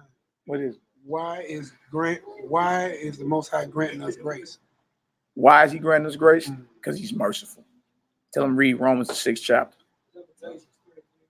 Yeah, that's a good one too. All right. All right, come on, Hebrew. Let's get it. All right. All right, so it says, but it will not be shown to you until the last times. Now, concerning death, the teaching is. This is the teaching concerning death. All right, come on. When the decisive decree has gone forth from the Most High. That inspired the lesson today. The decisive. I'm talking about death and all that. There's a decree that go out in the heavens. Oh, yeah. When it's time for everybody to die, there's a judgment that go forth from the highest heaven. You feel me? And it manifests right here in this earth. You read in the Testament of Abraham, the Most High calls Michael the archangel, and the archangel goes and calls the spirit of death. And death comes in the presence of Michael and the Most High, and the Most High tells the spirit of death how to take you out. You know what I'm saying? So when you read about when Abraham died, he told Abraham, don't scare my, he told death, don't scare my servant Abraham. So he told death to go in the form of beauty to take Abraham out. You know what I'm saying? So, and that just lets you know how powerful the Most High is, that even the spirit of death trembles in the presence of God. Even death trembles, and death take life. Ain't that something? Man, yeah. So it's the Most High. There's the Most High that gives life and takes it. Yeah. You feel me? The decree got to go forth from him. All right. The decisive decree. All right. Come on, Hebrew. It says, as the spirit leaves the body to return again to him who gave it. And we just read that. Yep. That's 12:7. Right. First of all, it adores the glory of the Most High. It what? It adores the glory of the Most High. Come on. And if it is one of those who have shown scorn and have not kept the way of the Most High, and who have despised his law, and who have hated those who fear the Most High, such spirits shall not enter into habitation, but shall immediately wander about in torment. Everybody don't rest in peace. If you somebody that was talking crazy, jaw-jacking about his law, I don't believe that Bible. You know how people talk today. You feel me? Mocking his servants and all that. You understand? Or just lived a wicked life, period. This was living a wicked life. No sign of repentance, no nothing. Right? It says immediately what? Immediately wander about in torment. If you're wondering, you're not resting. Everybody don't rest. Come on, Hebrew. Ever grieving and sad in 7 ways. Y'all listen up. So there are 7 ways. 7 ways in torment. Now watch this. Come on. The first way, because they have scorned the law of the Most High. Man. The second way, because they cannot now make a good repentance that they may live. You see, so it ain't no more I'm sorry, time's out. I didn't mean it. My bad. It's a wrap for thou. It's a wrap for thou. You dig? Millions of billions of people do not believe in the word of the Most High. They all will when this happens. Everybody breathing oxygen will believe in the word of the Most High as soon as they get it up. Facts. Facts. And at that time, it's too late. It's a decisive decree. Decision been made. Judgment is set. Too late to say, I'm sorry. All right, come on. The third way, they shall see the reward laid up for those who have trusted the covenants of the Most High. We read that in the rich man and Lazarus. Remember? The rich man saw, you know what I'm saying? Lazarus chilling, relaxing. And that's tormentation. Like, dang, look what I missed out on. I'm getting tore out the frame. I'm getting my poor little soul tore out the frame. Man, even in this world, we get it. Because I mean, I was a kid, I got in trouble a lot. So when I would see the other kids on pizza day and snack day and field trip day and I couldn't go, I was sad because now it's too late. Can't say sorry. So it's the same way. That's right. The fourth way. What we at? The fourth way, that they shall consider the torment laid up for themselves in the last days. Yeah, because they realize, like, dang, I'm being tormented now, but this ain't it. I ain't went to court yet. I just been booked, but I ain't went to court. I ain't seen the judge yet. You feel me? It's like the police beating you up before you get to the station. Huh? Yeah, you getting long stomped. Hey, man, in the spirit, right? You getting handled. You see, you feel what I'm saying? For going against the Almighty, man. Hey, make your stand in today. You know what I'm saying? Shouldn't nobody in here be going through this when they die. You feel me? What was the reason for you coming into the spirit and into the truth? What was the reason? You understand? That's so you can just laugh and brag to somebody. See, I know what day the Sabbath is, and you don't. You over there eating pork, and I don't. You feel me? The whole thing is for you to duck this right here. You do not want no parts of this. Flat out. Smoke. Yeah, you want no smoke, son. All right, come on, let's get it. The fifth way, they shall see how the habitations of the others are guarded by angels in profound quiet. Resting. In peace. That's right. Come on. Shalom. The sixth way. Yeah. They shall see how some of them will pass over into torment. Oh my God. Come on. The seventh way, which is worse than all the ways that have been mentioned. The seventh way is the worst kind. It's Worse. all that have been mentioned. Come on. Because they shall utterly waste away in confusion and be consumed with shame. Wow. And shall wither with fear at seeing the glory of the Most High before whom they sinned while they were alive. And before whom, it says, and before whom they are to be judged in the last time. Wow, boy. I don't think nobody in here want that smoke. Nope. That's a serious thing. Torments, wondering. You feel me? And you get to see the reward of those that stood stiffly for the name of the Most High. Hallelujah. That dedicated their life to this thing. And they ain't in torments. They resting, singing hymns. It's light over there. They relaxing, knowing they good, knowing they got the kingdom, knowing they got eternity when it comes. You did. Now watch this. 88. What it say? Verse 88. Now this is the order of those who have kept the ways of the Most High. Y'all pay attention. This is something we all should be aiming for. Right? Watch this. When they shall be separated from their mortal body during the time that they live in it, they laboriously. They what? They laboriously. Come on. Serve Yahweh and withstood danger every hour. Come on. That they might keep the law of the lawgiver perfectly. Flat out. Y'all heard that? You feel me? They were steadfast on the word of the Most High. Stood on his commands. Stood on his law laboriously. You feel me? Withstood danger and everything. Hell or high water. They stood their ground. You feel me? It was righteousness or bust with them. This is what we supposed to be aiming for. All right? Come on, Hebrew. Therefore, this is the teaching concerning them. First of all, they shall see with great joy the glory of him who receives them. That's right. Come on. But they shall have rest in 7 orders. The first order, because they have striven with great effort to overcome the evil throughout. Though which was formed with them. The evil what? I'm sorry, the evil thought. The evil thought. Come on. Which was formed with them. See, they fought, you know what I'm saying? They was banging against those evil thoughts. When them evil thoughts came to tempt, they put that behind me. Get behind me. No thief for getting to the kingdom. Get behind me. You understand? No every adultery is worthy of death. Get behind me. You feel me? They was calling the enemy out. They was fighting that evil thought. Right? They wasn't entertaining it. You feel me? They ain't ignore it. They went on the attack mode when it came to temptation. They did it. War was seen. Yeah, they did exactly what Messiah did in Matthew the 4th chapter. If you want to know how to successfully wage war when you're tempted, read Matthew chapter 4. Start at verse 1. You're gonna see exactly what the Messiah did. That's the strategy. You feel me? It ain't no fancy chemistry equation or nothing like that.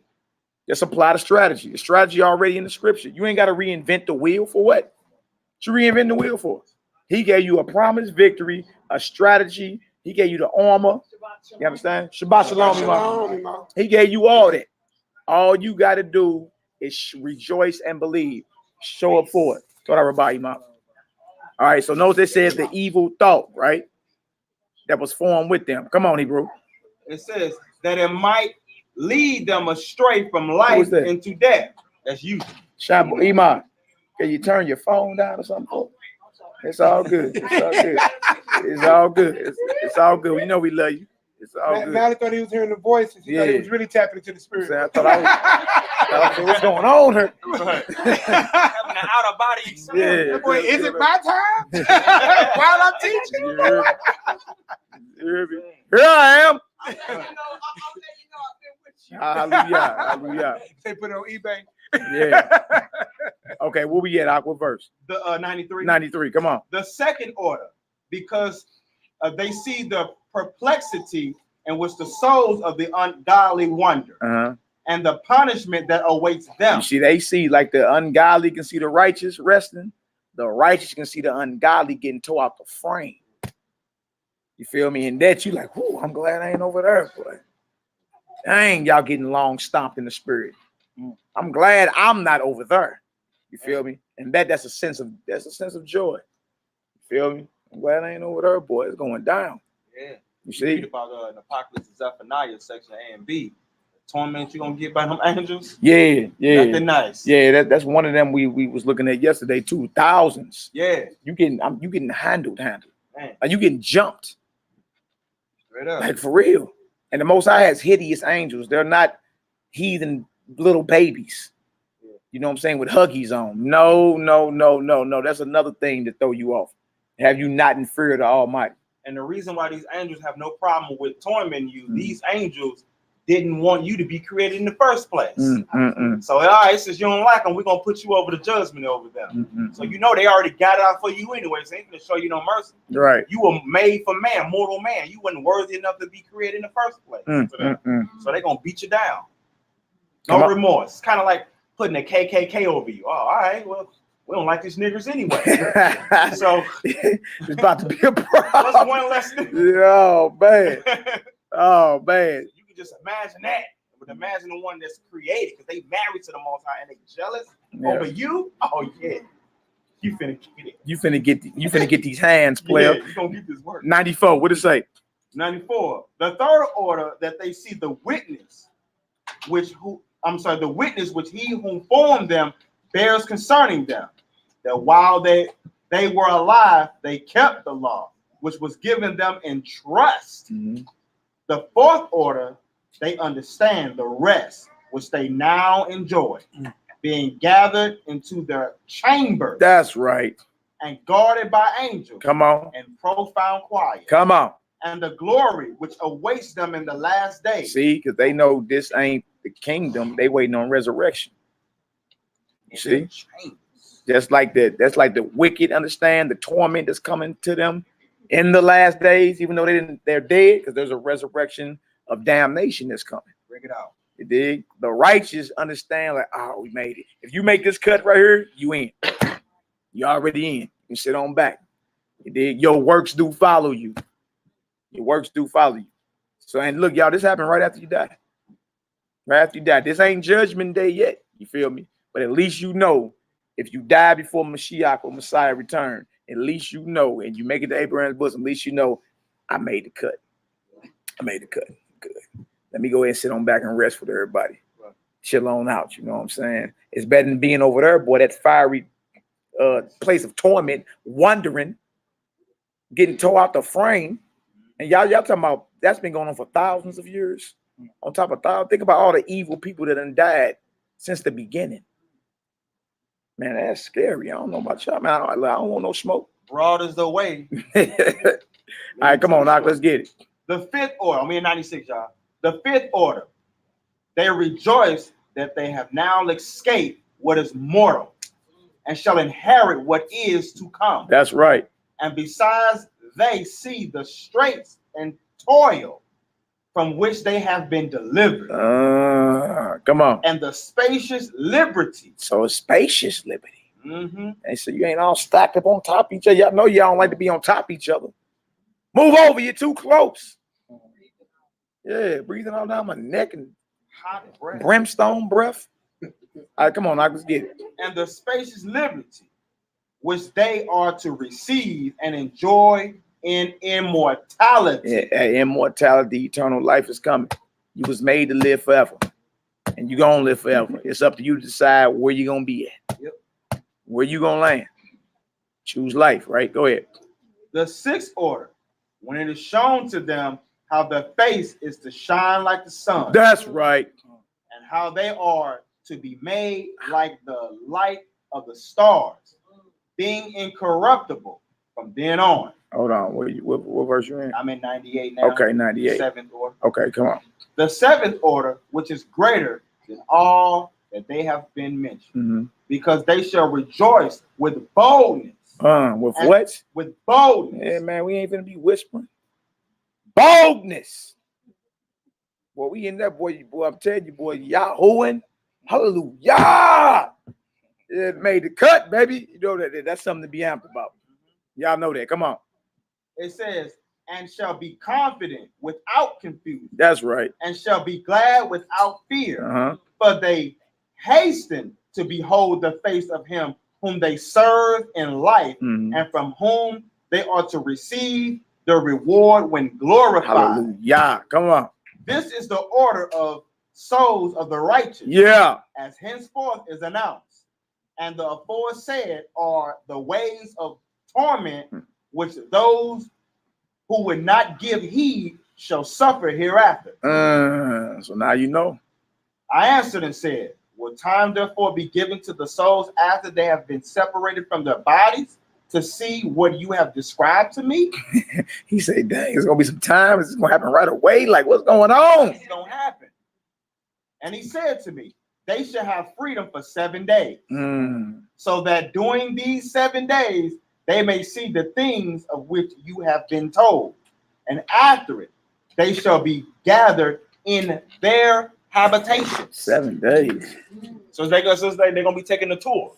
As you take their tour, all right, go into your assigned room. That's where you're gonna be at. And that's how you know they're gonna be getting dragged, because they're gonna like, well, that's over there. I want to go over there. No, I want to go over there. I want They to. getting dragged. You know what I'm saying? That way. Can you imagine the That's a ones torment that in wicked itself. that know that they finna get that tormented? He It's take kinda you like when torment you a kid, itself. you gotta wait for that behind whooping. Your parents ain't came home all day, and you man. He take you on a 7-day tour of eating brimstone sandwiches. Like, yeah, that's when you be your little spot right on over there. You see it right over there, boy? That's where you Boy, go. you about to, boy, that's where you going. Chump. Yeah, you thought this place wasn't real, huh? Man. You thought the Lord of the Most High was a game, huh? Get over here. Yeah. We never liked you anyway. A 7-day tour of being tormented. And then you get tossed headlong into that thing. Man, that ain't nothing to play with, man. I don't want no smoke from the Most High. I'm gonna keep it real with y'all. That's scary. You know what I'm saying? All right, where you at, brother? Verse 102. Go on. That's one of my favorite parts right here. Pay very close attention, because we all got loved ones. And we all, you know what I'm saying, at some point has felt, I guess in a sense, like, hey, I want my parents to get this. Yes. You know, I want my family to get this. Yes. So this is going to go into, basically, would you be able to plead on their behalf on Judgment Day?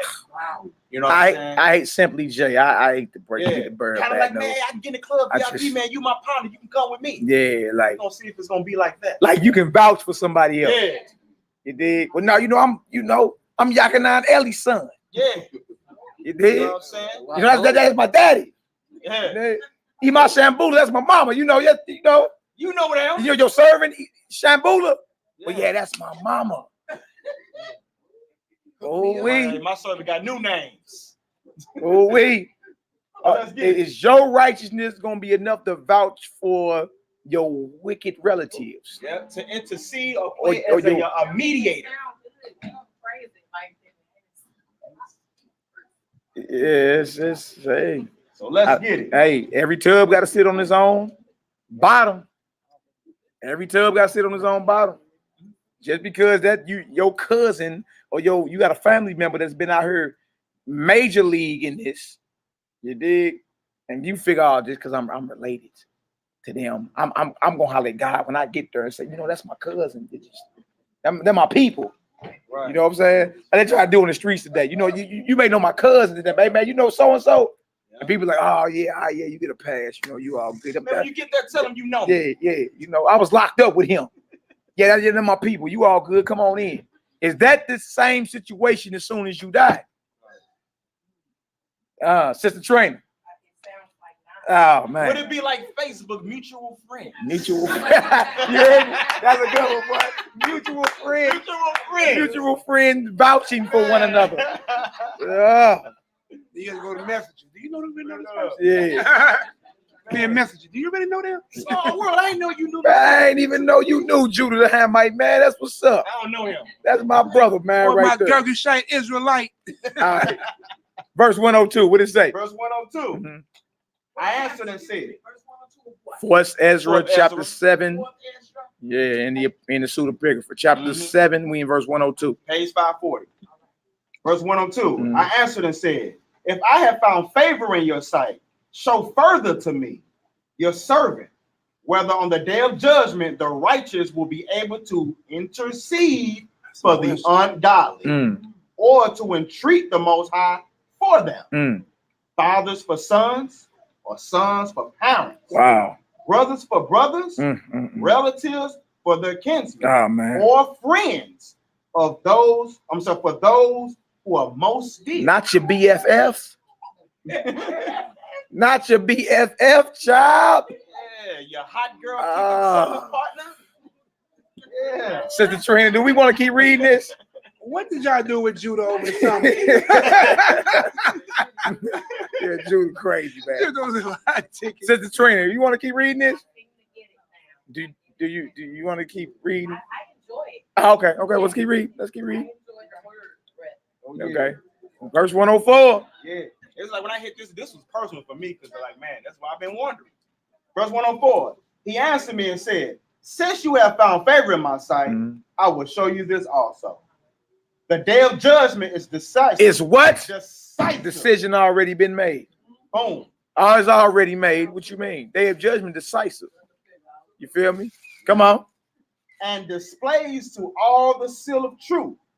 Just as now a father does not send his son, or a son his father, or a master his servant, or a friend his dearest friend to be ill. Do y'all hear that? Y'all hear that? Just like now. You feel me? You don't send your BFF and say, no, be sick for me. I'm sick. Won't you go ahead and be sick so I ain't got to be sick? You don't do that. The day of judgment is decisive. Decision already made. All right, Ima The Shambula. Most High says that we're not going to make it in the kingdom unless your name is in the Facts. Flat out. Big old facts, kingdom. Ima. Your friends and your BFF and Yeah. whosoever, mama, daddy, uncle, Yeah. cousin, son, child, daughter, Yeah. name ain't in the book of life. There ain't nothing we can do about that. You feel me? There ain't nothing we can do about that. You feel me? I don't got a Sharpie marker. There ain't a Sharpie marker in existence. You think we gonna plagiarize something to try to sneak somebody's name up in there? It ain't happening. It's either in there or it ain't. Well, you gonna be out there too. Yeah, you know what I'm saying? You be out there too. She was too busy stanky legging on the handstand. Yeah.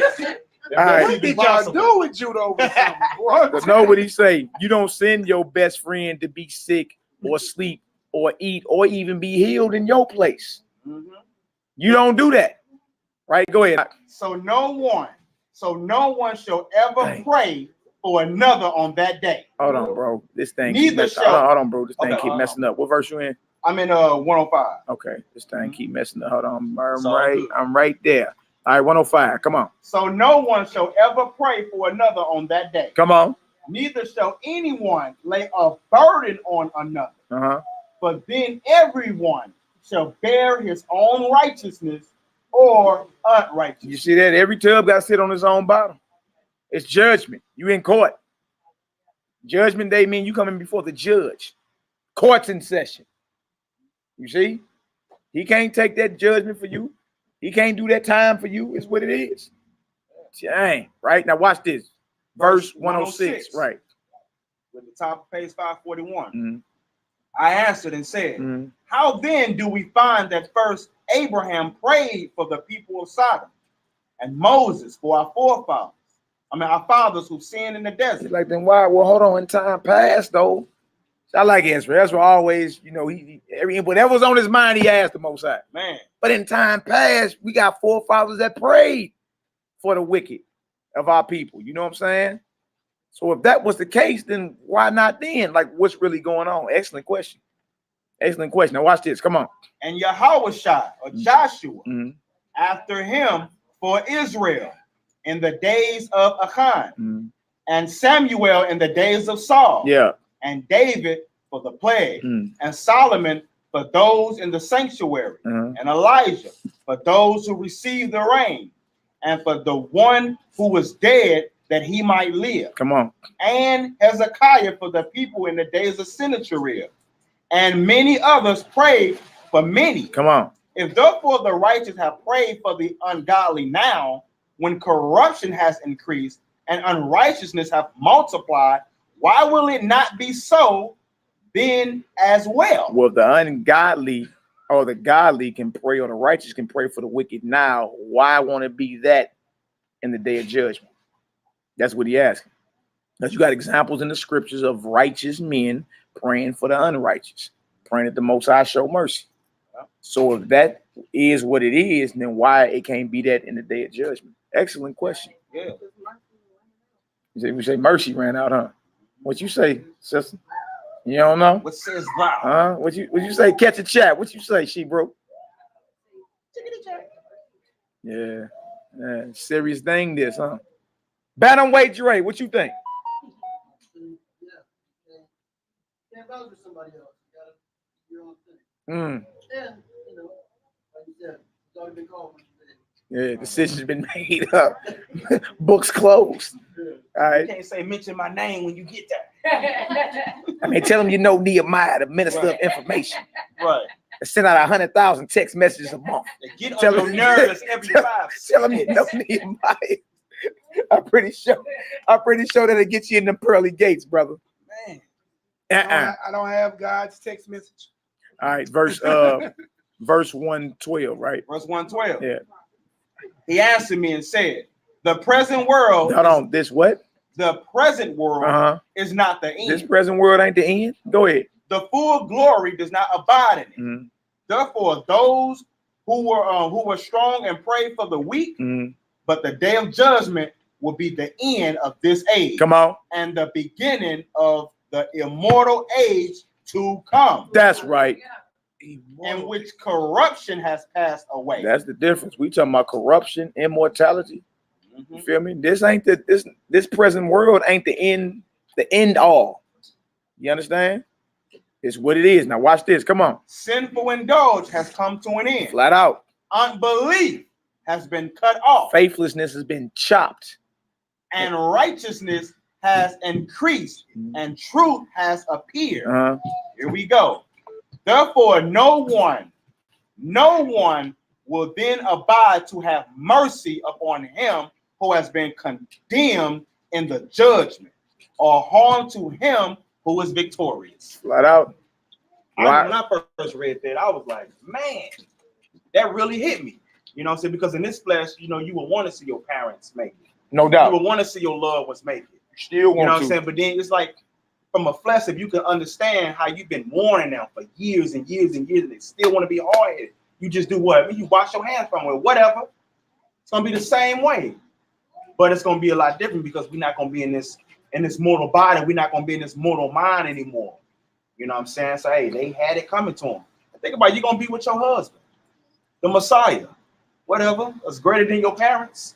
Yeah. Anyway, to begin with. I was you talking about this immortality. You feel me? So a wicked toenail ain't allowed there. See, right now, you understand, you can always fall off, repent, get back up. You know what I'm saying? Rededicate your life, rededicate your mind to the Most High. You feel me? You in what's called a trial run right now. You dig? But in perfection, that's perfection. You know what I'm saying? You don't be able to vouch for nobody. Somebody mention your name just because they close to you or knew you your whole life. You know what I'm saying? When you was eating heads and lemon heads and all that, what that mean? What that mean? Like I knew him back when he used to fall asleep under the Christmas tree. What that mean? You understand? That don't mean that, man. Every tub got to sit on its own bottom, man. And the reason is because we talking about perfection at this point. Something we all supposed to be striving to attain now. You feel me? Most I don't have patience. You feel me? Think about all the times you fall off and he still allow you to be breathing. You still breathing. Get another chance to get another crack at this thing, to get better. Grace and mercy. People just wave him off like he's nothing. Go ahead, brother. So what does it mean, like, when it says the husband is sanctified through the wife? Yeah. Yeah, no. You got to sit on your own bottom. That's here while we breathing. You dig? But there's still supposed to be an example there. The word, you know what? I see his light. I see what he doing. You understand? I want to change my ways, and I see what he doing. Something done changed him. You understand? That's in this life right now. And You feel me? That prayers won't be hindered and all that. That's in his life right now. You dig? But in other words, a woman just because she married to you can be all rebellious and evil and refuse to bow her neck in subjection to what the word is saying and thinking that day she finna get a pass. No, that ain't finna happen. You understand? That ain't nowhere near finna happen. She gotta serve the Almighty too. You understand? Because that's her maker. That's her maker. You understand? The scripture called the men the lords or the masters, but we not our women God. You know what I'm saying? I didn't create you. I'm your head. You understand? I'm the master of this house, but I'm not your God. That's who you accountable to. You feel me? So no, they ain't gonna be able to coattail in like that. Like, well, you know, so-and-so was my husband. What that mean? What was you doing? And if that was your husband, you just condemned yourself because he was out here banging. And what was you doing? You really ain't got no excuse. You just convicted thyself. You know what I'm saying? You just convicted yourself. You ain't had no excuse. This man was a man that was out here really getting it done. But you didn't want to listen. You ain't want to, you ain't want to get down. You feel me? Or you may have a slothful, lazy Negro sisters that think he come before your God. No, he don't. He don't. He's not your creator. You feel me? He's your head. He's your Lord, your master. That was the scripture, but not your maker. That's the truth. You see what I'm saying? So the whole thing is he ain't gonna be able to say in that day, like, hey, Iman so-and-so, man. Yeah, that was Maria. Oh, really? Really? You should have kept her attached to your body. Yeah. She was striving day and night. You feel me? She's praying over you. You feel me? While you was asleep, speaking life into your ears. Right. Praying that the Most High change your heart and everything. Huh? You was just farting and scratching. You weren't even trying to get right. You see, it's swing both ways. You feel me? A Negro who didn't want to step up and be a man of the Most High ain't gonna be able to say, hey, me, Lord, so-and-so was Maria. You just condemned yourself. Jack. You just condemned yourself. You see what I'm saying? Like Abigail in the scriptures. 1 Samuel 25, virtuous daughter of Zion. Their first husband before the Most High killed him, named Nabal. His name means fool. That's what his name means. Like, dang, his parents named him fool. Yeah. Yes. His name means fool in Hebrew. You dig? He ain't gonna be able to vouch. He ain't gonna be able to say in that day, hey, Lord, Abigail, yeah, it's me. The first husband of Abigail. That was all me. You just condemned yourself. Just condemned yourself. You see what I'm saying? No, you understand when it comes down to hindrance of prayers and all that, and you know what I'm saying, how the Most High show more mercy while we living. All right, yeah, but when it comes down to judgment, man, everybody got to sit on their own bottom. Right. Think about it, that same Paul said the wages of sin is death. You know what I'm saying? And get the Lord, God is eternal life. Explain it though down in verse 16. Yeah. But if the unbelieving Hey man, give us the part of something like that, let them depart. say for what Noah style. Yeah. Now save Yeah.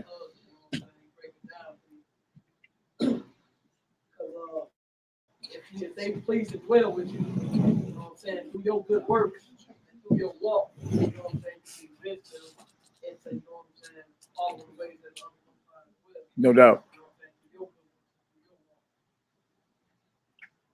Straight up. Straight up. That's real talk, man. Because you may be able to save them through your actions. You dig? But you ain't saved or no salvation until that judgment, to that decisive decree. Job well done, good and faithful servant. Come on in. That's what we waiting on, man. That's what we all should be aiming for. Let's finish this, man. Let's finish Verse this. 1 to 16. Sister, I'm gonna let you. We're gonna read this after we close out. That way you can see about Abraham's bosom. All right, come on, Hebrew. Okay. Verse 1 to 16. Mm-hmm. I answered and said, "This is my first and last word. If it would have been better if the earth had not produced Adam, or else when it had produced him, had restrained him from sinning. For what good is it that all they that live in sorrow now and expect punishment after death? Oh, Adam, what have you done? For though it was you who sinned, the fall was not yours alone. Flat out. That's crazy. Yeah. But ours also, who are your descendants. Man, that's why it's important to accept Messiah. Through one man, death came into the world. Romans 5. Through one man, life comes. You see what I'm saying? Like that way, that shows you what you do not only affects you and the people around you, but generations on top of generations to come. That's how powerful either your righteousness or your wickedness is. Feel me? It affects everyone around you and your progeny on down the line. You see? Count yourself blessed to be to know a little bit of this understanding. Count yourself blessed. What hope then do our brethren who don't hope on the Messiah have? Like what? None. That there is no hope. They need the scriptures say he that believes not is condemned already. Yeah. You feel me? And some of them, not even some, a lot of them know it's just pride is there. You understand? My word to them is y'all better hurry up. You feel me? You better hurry up and bow your neck under the Messiah. We ain't finna be playing with y'all. Somebody finna be playing with y'all. They about to set this temple up in Jerusalem. They're doing all type of mock sacrifices and all type of stuff right now. You understand? This thing about to hit. And you and what, the jury's still out on who the Messiah is? You ain't figured this out yet? If it ain't him, y'all realize we need to go back to Israel, wait for him to be born in Bethlehem, get thrown back out of Israel, go back into slavery. Y'all, we got at least 2,000 more years ago. And you know who live in Bethlehem right now? Palestinians, Arabs. Us Israelites, who are the Israelites, aren't even living in Israel as an occupying force right now for our Messiah to even be born if it ain't the Messiah in the New Testament. You cutting your own throat. And real quick too, also this is what the Messiah said in the parable in Luke 19, verse 14. It says, it's the parable says, but the citizens hated him and sent the message after him saying, we would not have this man to reign over us. So like people like who don't believe in Christ. But verse 27, the Messiah said this, but those my enemies, that's right, who would not that I should reign over them, bring hither and slay them before me. Yeah. It's a death sentence. Like again, look, these are not empty statements. You feel me? This ain't just something he just was saying to just say, oh, and then you jaw jack 2,000 years later and say, I don't believe it. No. That's in there so you can be like, let me get myself together. If that's the king, I need to bow my neck in subjection to him. Because had you tried that when David was king, you'd have been put to death. That's treason. So these men, knowing that they Hebrews but not accepting the king, look, they better hurry up and get down.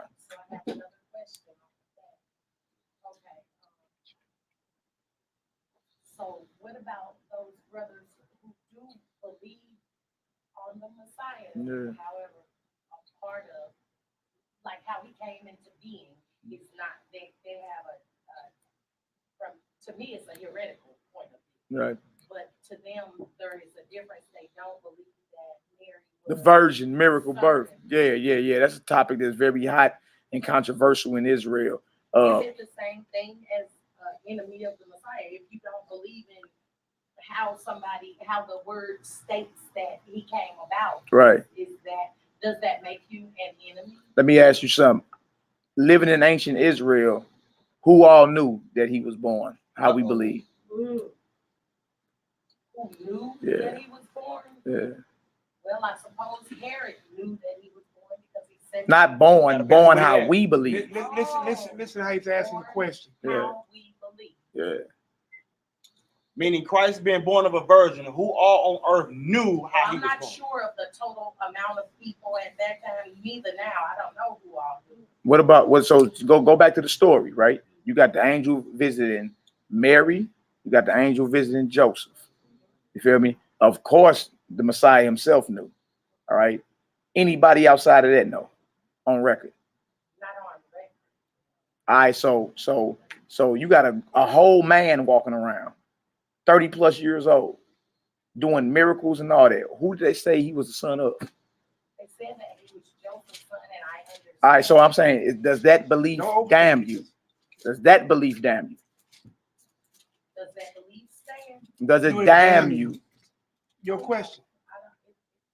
I don't think that it's damn, but I'm saying us now that we Sure. have hard evidence within the text of what it is that we Right. believe on. Now, Right. when we look at it and it say one thing, and then we take our heart and our mind and our belief and we believe on something else, does Right. that make us an enemy of I'm- this Messiah? 'Cause I'm thinking like I'm Frida and David's daughter. If somebody don't believe that I'm David's daughter, then that means that part of who I am, they do not believe. I'm saying is that if either the belief damns you or it don't.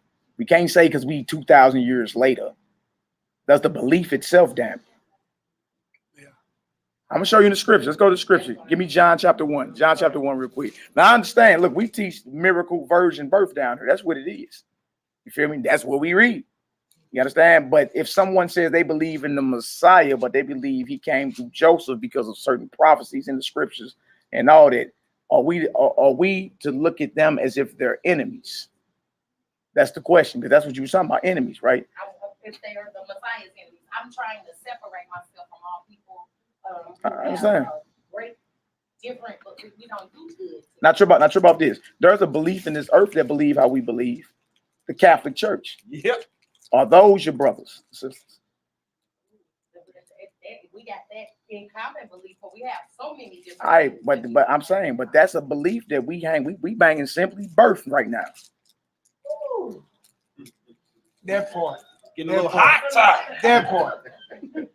You see what he's Go saying? ahead and call it for what it is. You see what he's saying is this: at this time, you have no internet, you have no cell phones, you have nothing of this type, right?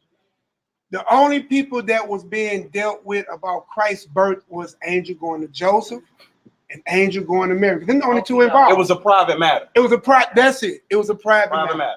So when everybody walked around and said, as was supposed, or isn't this not, Jesus, Joseph's son, the son of Joseph? Christ didn't even check nobody on that matter. He didn't correct them on it, and he didn't damn them on it, because that's how the world would have thought anyway. You have something that the world never had. You got the New Testament. That world didn't have that. So he didn't go around banging who my daddy is, but he told you quite often, because you read the New Testament, that they never read. That's why we read that Luke account. I mean, it said that they have Moses and the prophet. Let them hear them. You know what I'm saying? So you have a privilege that somebody else didn't have. So what I'm saying is the whole world at that time would have easily thought Joseph was the father. And he never checked nobody on that. And think about this. According to scripture, what's the will of God? That we do what? Keep the commandments, right? So Matthew 12:50 says, Christ said this: for whosoever shall do the will of my Father which is in heaven, the same as my brother, sister, and mother. So those are your brothers, sisters, and mothers in Christ. Mm-hmm. If they doing the will of the Father. Matthew 12:50. Just write down 46 to 50. Yeah, that part. All right, let's go to John 1 real quick. Just real quick. John 1, 43, 44, and 45. All right. John chapter It's 1. all right, Joe. What's wrong, little joker? I put some wrestling mats out here, boy. We're going to get it done. In your feelings. Yeah. So, yeah, the whole thing is that belief damn you? You feel me? They may need to be brought up to speed, because a lot of it's just school of thought. But there are people in this earth that believe in a spiritual virgin birth that you would not call your brothers. Yeah. Like the Catholic Church. I said the Catholics believe Mary was a virgin. The Muslims believe it too, but they don't believe in Christ, the Son of God. That's in their Quran. They call him Jesus, the Son of Mary. But remember, he said, remember my death. You feel me? When you do the Passover, now you show the Lord's death until he returned. It wasn't even about, you understand, if we banging on it, it's about remember what he did for us, the sacrifice he laid down. You feel me? His death, his burial, his resurrection, his ascension. Soon coming return. And then soon return.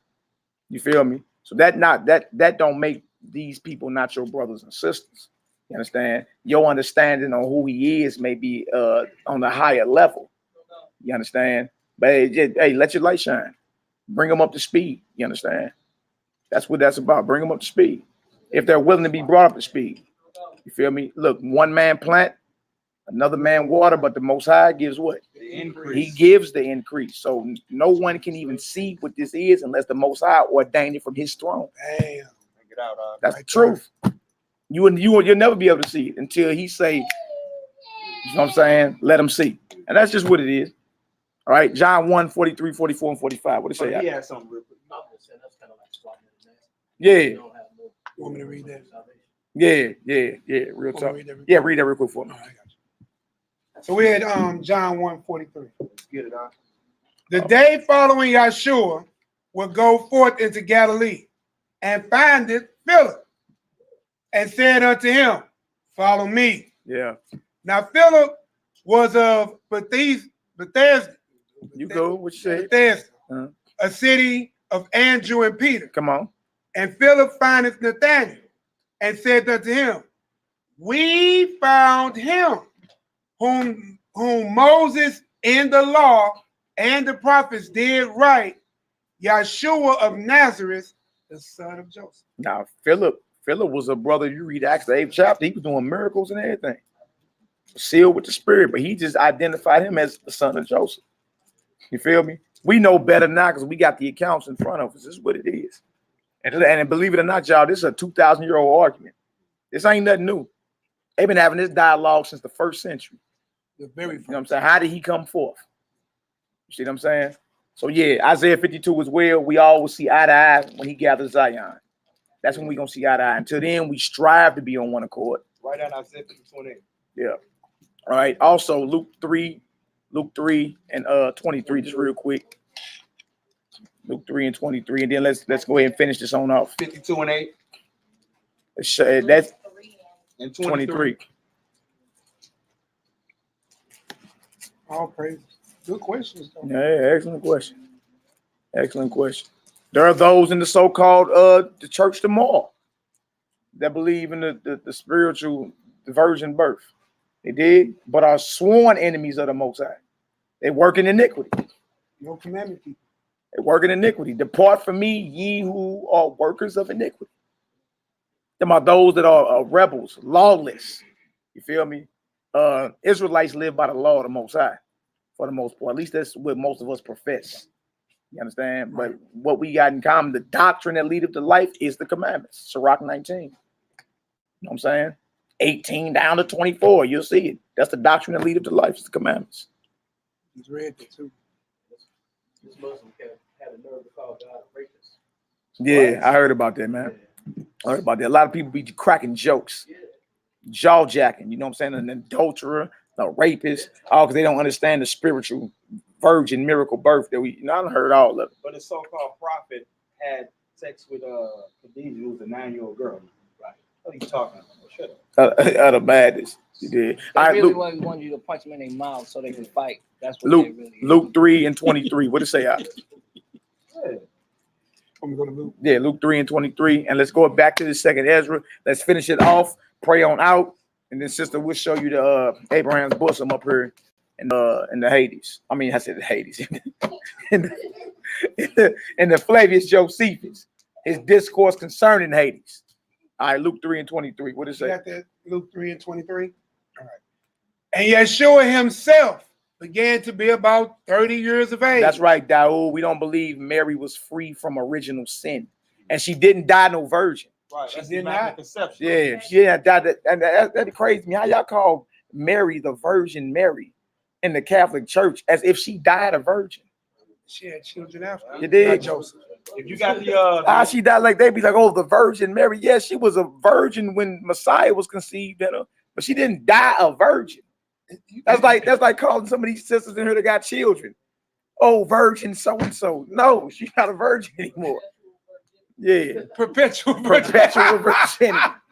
so you Ongoing virginity. My virgin sister Judith. No. Maybe at a time.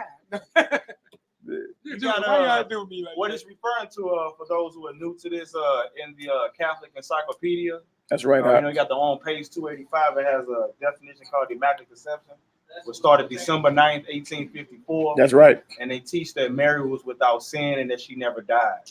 Or when I said that's what they actually referring to. So we don't teach the Immaculate Conception, nor do we believe in the Immaculate Conception. That's right. That's right. We believe what the angel told Mary, the virgin birth. That's You know what I'm right. saying? So in Hebrew, you have Alma and Bethula. One is a young woman of marriageable age, and one is a woman who has not had sex. You know, we teach one has not had sex, as is written in Matthew 1:24-25. Okay. I just read this right here and let's finish it off, y'all. Luke 3:23. What it say? And Yeshua himself began to be about 30 years of age, Come on. being as was supposed. As was what? Supposed. Come on. The son of So Joseph. this is what was thought. This is in the records. As was supposed, or thought, or allegedly. You understand? Everybody walked around thinking that. All right, go ahead, bro. The son of Joseph, Mhm. which was the son of Heli. I'm looking up suppose right here, y'all. Suppose so we can get understanding. Got a of it. precept on that? You catch what's Strong's going G on. The world thought 3543. That Namidzo. was a private matter. Namidzo. Right? It says right here, it says suppose to think, and it says to deem, to think, to suppose. So as was thought, as was deemed the son of Joseph. You see what I'm saying? So again, you got people out here that hold our belief, but you wouldn't even call them brothers and sisters. You feel me? They're not brothers and sisters. Those that do the will of the Messiah's father, that's our family. You feel me? And his will is what? What's his will? For him, keep his commandments, bring Revelation 14:12 into it, and have the faith of Messiah. Gotta have the faith in him. I'm the way, I'm the truth, I'm the life. No man come to the Father but by me. No, man. All right, let's get back to where we was at. We was in verse what? In that pseudepigraphy? We in verse 116. Verse 116, the pseudos. We're about to finish it out, y'all. Let's get it. It says, I answered and said, this is my first and last word. Mhm. It would have been better if the earth had not produced Adam, or else when it had produced him, had restrained him from sinning. Yeah. But what good is it that all that they live in sorrow now and expect punishment after death? Yeah. Oh, Adam, Mhm. what have you done? But though it was you who sinned, the fall was not yours alone, but ours also, who are your descendants. That's right. But what good is it to us if an eternal age have been promised to us, but we have done deeds that bring death? Flat out. And what good is it that everlasting hope has been promised to us, but we have miserably failed? Boy. Miserably failed. Boy. Not Dang. fail. Miserable. Man, missed the mark completely. Go ahead, Doc. Or that safe and helpful habitation have been reserved for us, but we have lived wickedly. Or that the glory of the Most High will defend those who have led a pure life, but we have walked in the most wicked ways.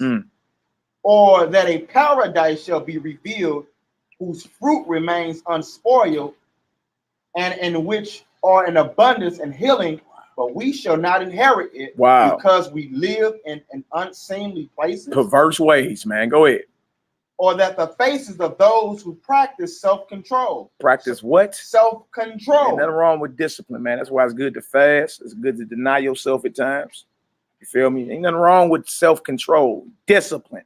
Right? Go ahead. Shall shine more than the stars, but our faces shall be blacker than darkness. Oof, come on.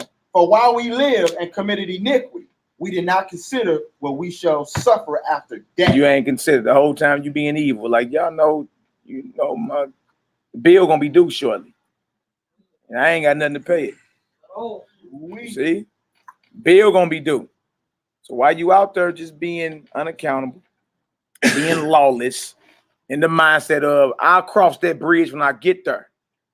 That's the wrong mind to be in, man. It is. We all gotta die somehow. Yeah, you hearing all that madness. Yeah, All these little evil soliloquies, sound bites. Sound good. Y'all gotta go. They say that now. I'm trained to go. Yeah. I'm trained to go. I say, boy, you Nick Rose is evil. Right. And then that same cat saying they got caught with a transsexual, and she aired him out on Instagram. I said, you trained to go, all right? You show is. Trained to go to training world. Yeah, you show Training is. world. Your boy Young Buck, talking about I'm trained to go. Boy, little transsexual aired him out on Instagram. Oh my God, man. I was ready to go with All right, bones. if you want to keep reading, or we cool. I mean, I know you go cool right there. Yeah. All right, so y'all basically got the gist of what it is. If you righteous and you die, you understand, before the Messiah return, you get to rest with the righteous. It's called Abraham's bosom. You feel me? And that's until the resurrection come and you granted to make it into the Messiah's kingdom. And y'all, that's immortality. That's forever. That's what we all should be aiming for. Back to the beginning. Adam and Eve were not created to die. They only died because they went against the command of the Most High. They were made to live forever. They were made in his image to live forever.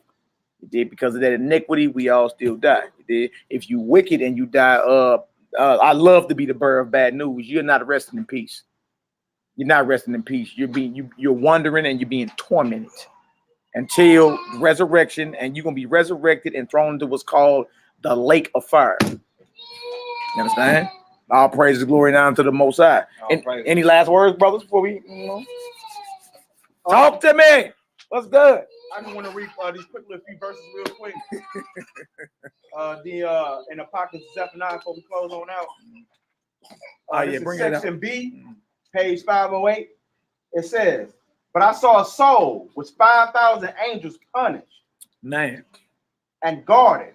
They took it to the east and they brought it to the west. They beat it. They what? They beat it. They rubbed it. They beat it. They talk nice to it. They beat it. They long stopped this soul.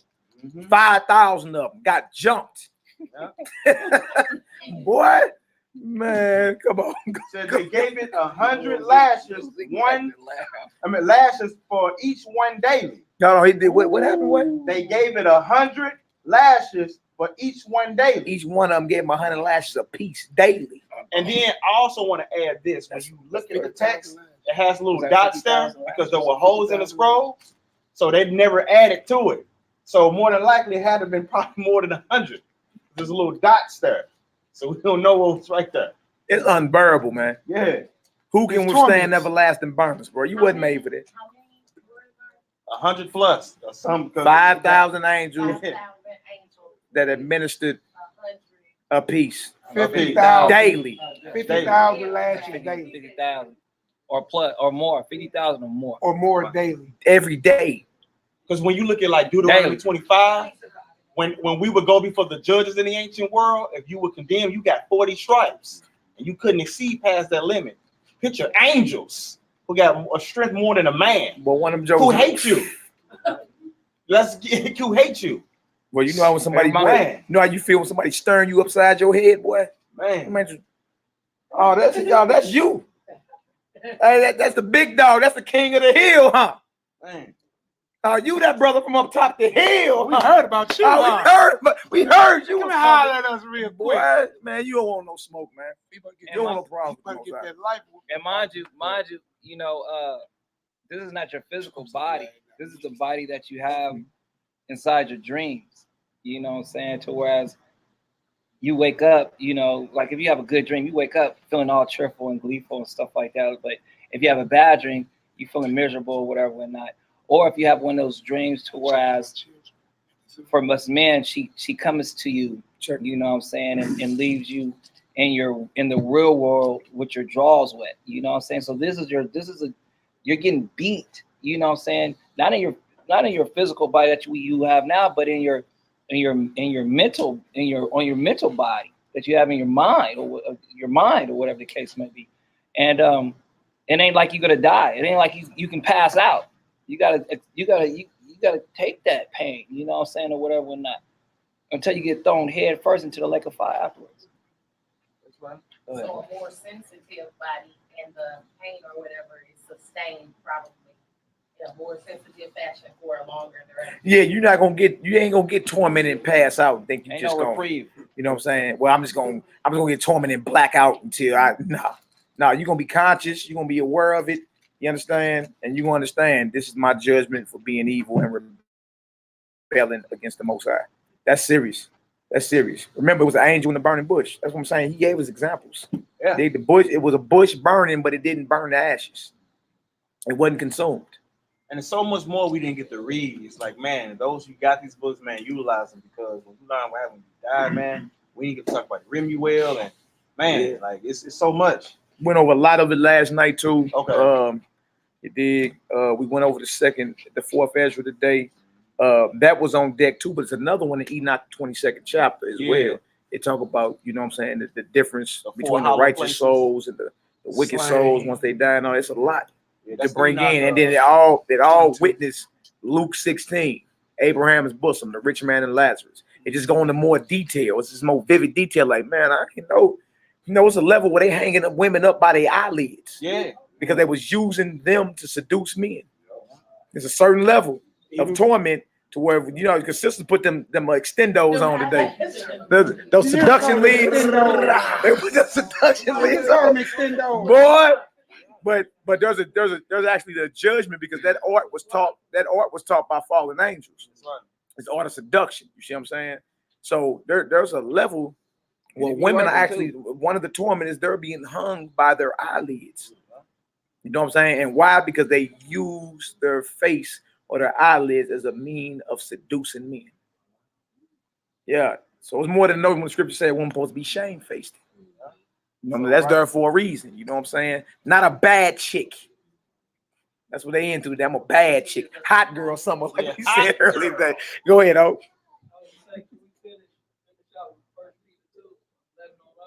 Okay. 1 Peter 2. Let's finish it on out, y'all. Was you done with what you was on? Nuh-uh. Go ahead, finish it up. It says, I was afraid and cast myself upon my face, so that my joints dissolved. The angel helped me. He said to me, be strong, O one who will triumph and prevail, so that you will triumph over the accuser, and you will come up from Hades. So he's letting him know, look, what you seeing, don't be afraid. And notice he said that you're gonna triumph over the accuser, because when you die, there is somebody who is literally the prosecuting attorney who want to see you prosecuted and want to see you. Basically, they're gonna be pleading on the behalf of you getting that worst judgment. So he's saying this. He's like, look, don't trip off that. You're gonna beat the case. You know what I'm saying? In other words, you're gonna beat that case. Don't trip off that. So it says, and after I arose, I said, who is this whom they are punishing? He said to me, this is a soul which was found in his lawlessness or his sin. He got caught in his sin, or a sheep, because it said a soul. Got caught out of bounds. Oh, yeah. And it said, and before it attained to repenting, it was visited. Well, can you check in? So you died. Check in with you. So you died in your iniquity. Died in your iniquity. That's scary, boy. That's like you done plan, like you made a plan to go sin, boy, and died. Like you planned to go rob the bank. You feel me? Thought you escaped, boy, and took a dome shot, boy. Yeah. And bro, you looking around the window with who's these little cats around you about to snatch you to the torch. I personally know a dude. You know what I'm saying? When robbed this place, he shot like 3-4 people up in there, and one of the dudes who didn't die at that moment caught him outside he was running down the steps. He got shot in the head, died at the bottom of the steps. And then that dude who shot him died too. So everybody had died. Yeah. Caught him going right down the steps. He was number like 15, 16 years old. The decisive decree. Yeah. And look, I got one too. I was just, we just talked about this. This happened on June 1st. You know what I'm saying? 2 dudes on the Shabbat. We just did Friday class. Was up here doing class. Just as the Shabbat was coming in, left her, got a phone call driving down the street. Say, hey man, your people up here tripping. I get up there, one homeboy laying on the ground, the other one laying in the field. They both went out in there, all kind of buying and selling on the Shabbat, all kind of manner of adultery spirits going on. Over some lashes. Over some seduction. Seduction, bro. Bro, them brothers went to the car. Both of them had an opportunity to leave when they got to their car. That wasn't good enough. They grabbed them guns and and many came right back held- at each other. held court in the streets. Boom, boom, boom, boom, boom, boom. Dropped. Reserved for the judgment, man. On the Shabbat. So you telling me, and this is just your one day. Buy, sell, trade. Not sober, because they're not drinking. Adultery was going on. Then you have hate in your heart and you commit murder. That's one day. You ready for the judgment on that? Man. That's scary, y'all. And then, you know, everybody thought the field. He gave his life to Jesus at 18 months. 18 months. 18 months. I ain't trying to hear none of that. Stop that. You don't even know it. That's like one of them little jokers giving that. Stop it. You don't know nothing about your decision. I just told him, man, it don't look good. I don't have a heaven and hell to put you in, but it don't look good. So check them in. It say, and after I rose, I said, who is this whom they're punishing? He said, this is a soul which was found in his lawlessness. And before it attained to repentance, it was visited and taken out of his body. Woo! Missed repentance. Truly, I, Zephaniah, saw these things in my vision. Boy, he missed it, huh? Y'all read that Apocalypse with Zephaniah, boy, it'll scare you. Man. Make sure you put your make sure you put your nightlight on. We'll be scared. Which one you want? We can finish this tonight. This lesson. Read 11 and 12. Let's get on out of here, man. I gotta get this prayer off. We gotta get ready to go out here to this. Yeah, we about to go on down and hit this Delmar Strip, baby. You know what I'm saying? I need to go ahead and hit these streets, Latasia. You know what I'm saying? You said you need to go. You can take a nap first. Nah. I thought you said you need to go. You need a good night. I said if you want to put me on First Street, I said I didn't go sit on my throne. What you mean by that, brother? And tranquility and peace. Yeah. And tranquility. Yeah, I just want to get the brothers because I know Joshua want to take his family. You know what I'm saying? And then make it back. People want to leave and come back. First Peter chapter 2, verse 11 and 12. Yeah. Dearly beloved, I beseech you as strangers and pilgrims, abstain from fleshly lusts. Do what? Abstain from fleshly lusts. You got to abstain from fleshly lust, man, especially in the age of metrosexuals and ecosexuals. And hypersexual. And it's over 300 classified genders now. It's crazy. No, you're not supposed to understand. I don't either. It's only supposed to be man and woman. What you mean is 300 classified genders. And y'all, from A down to Z, zodiac gender, Abemi gender. All you gotta do is Google it. Google all the classified genders today. And it'll blow y'all. It's over 300 listed categories of different genders. I was already looking like they said L, G, Nah, yeah, that's off. So alphabet sexual. So look, especially in this day and hour, you feel me? Because it done turned all the way up. Everything is hypersexual. Yeah. Everything is about the perversion of sex. You can't watch a TV series, you can't watch a movie or any of that without it showing you some type of homosexuality or some type of wickedness, man. It's everywhere. You dig? Purpose. And look, it's put out there to invade the minds of our short leggers and short runners. You understand? So even now, more than ever, we need to be abstaining from fleshly lusts. You feel me? All those little toys everybody have, they got sex bots out now. You feel me? You think it's okay to indulge in pornography and pleasing thyself, man? All they gotta go. All they gotta go. You feel me? Because the spirit of the Most High won't dwell in you. You feel me? And you allowing a spirit like that to take hold of you and control you. Man, that dominates your mind. You feel me? You get into that whole porn vibrate, bro, that would dominate your mind all day. You won't even be focused on what you're supposed to be doing. How much and how many you can get. That's right. So abstain from fleshly lust, which what? Which war against the soul. You see, it ain't playing with the soul. It's warring against your soul. Them very souls, you understand, that's either going to rest in Abraham's bosom or get tore out the frame and jump by 5,000 angels. War with the soul, right? Go ahead. Having our conversation honest among the Gentiles. Right.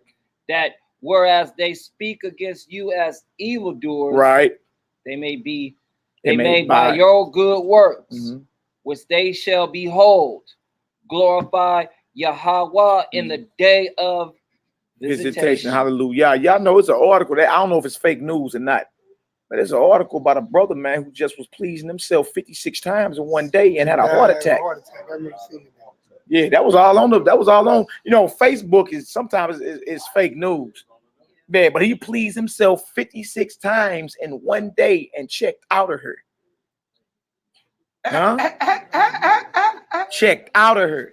That boy had the serious That's why issue, the scripture is telling you abstain from fleshly lust. Dog, in the age of erotic asphyxiation, y'all know what that is, don't you? That was pretty good. No, erotic asphyxiation will Yeah, kill you. choke you out. You choke Choking yourself while while you're pleasing yourself. You dig? But that one boy, y'all remember that slow Chinese cat Choking back in while the day you used to going. beat everybody up. But like, That white boy used to come on TV, the martial arts dude. Oh, yeah. He died like that. The little white boy that used to come on TV and do all the martial arts. You like that? You don't cut- you? He played Kung Fu. Not Chuck Norris, man. He was a slow, like he moved slow, but he could whoop everybody. He was real slow when he was doing his thing. He died by erotic asphyxiation. They found him hanging in his hotel room.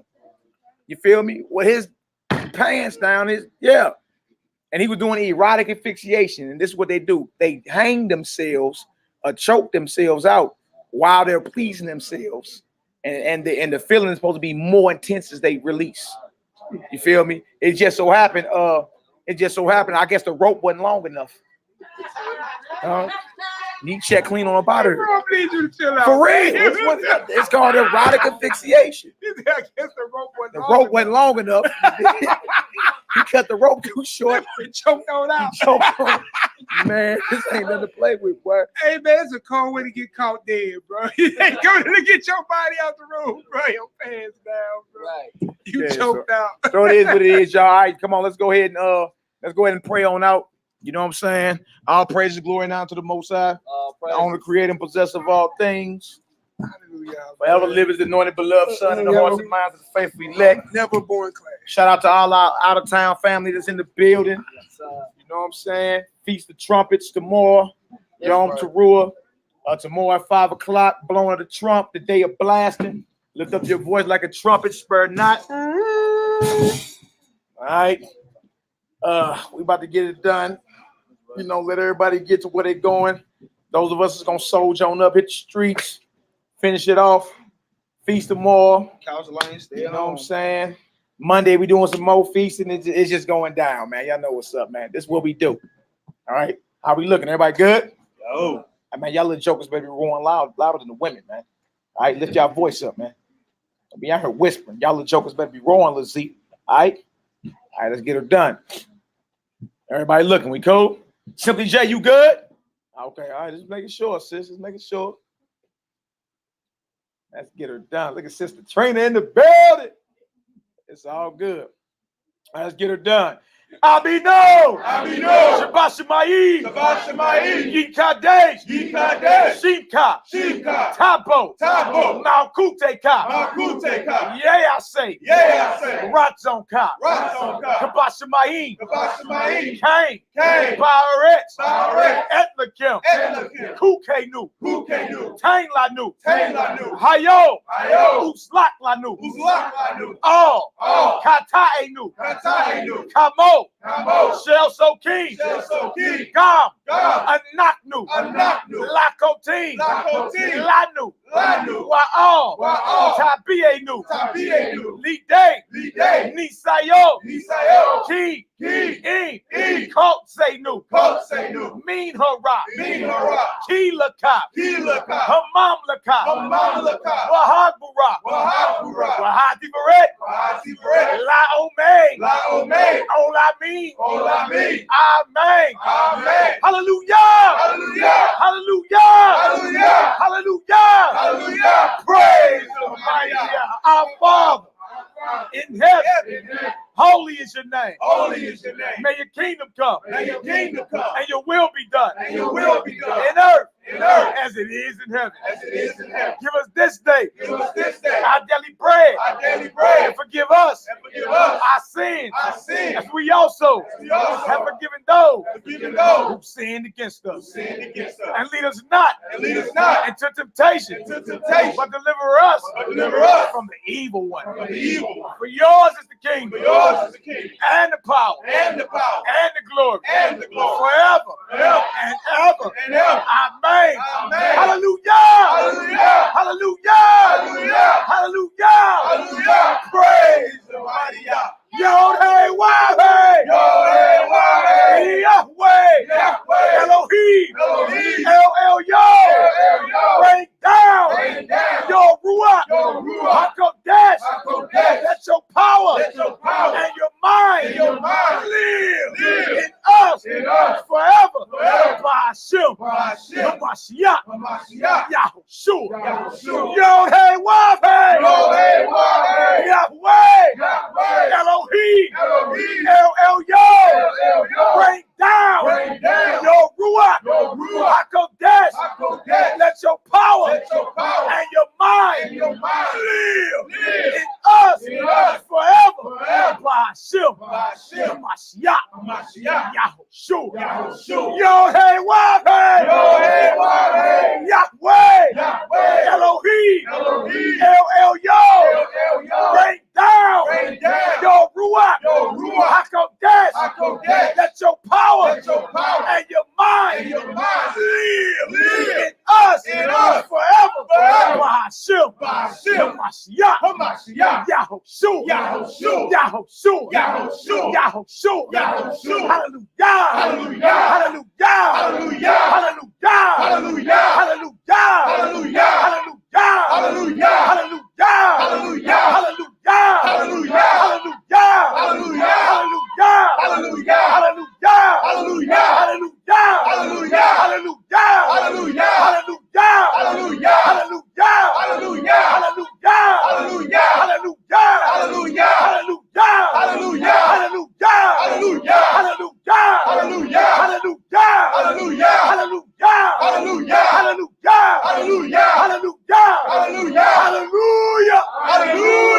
Praise the mighty Yahweh. Yeah. We're gonna take that. Let's get her done. Yeah. Backflip, boss. You got that staff there, boss. Yeah, I said going to the streets, you gotta have a rod of correction. Yeah, that's right. Go ahead and blow that trump, man. Blow that trump, bro. Go ahead, get it in, Joe.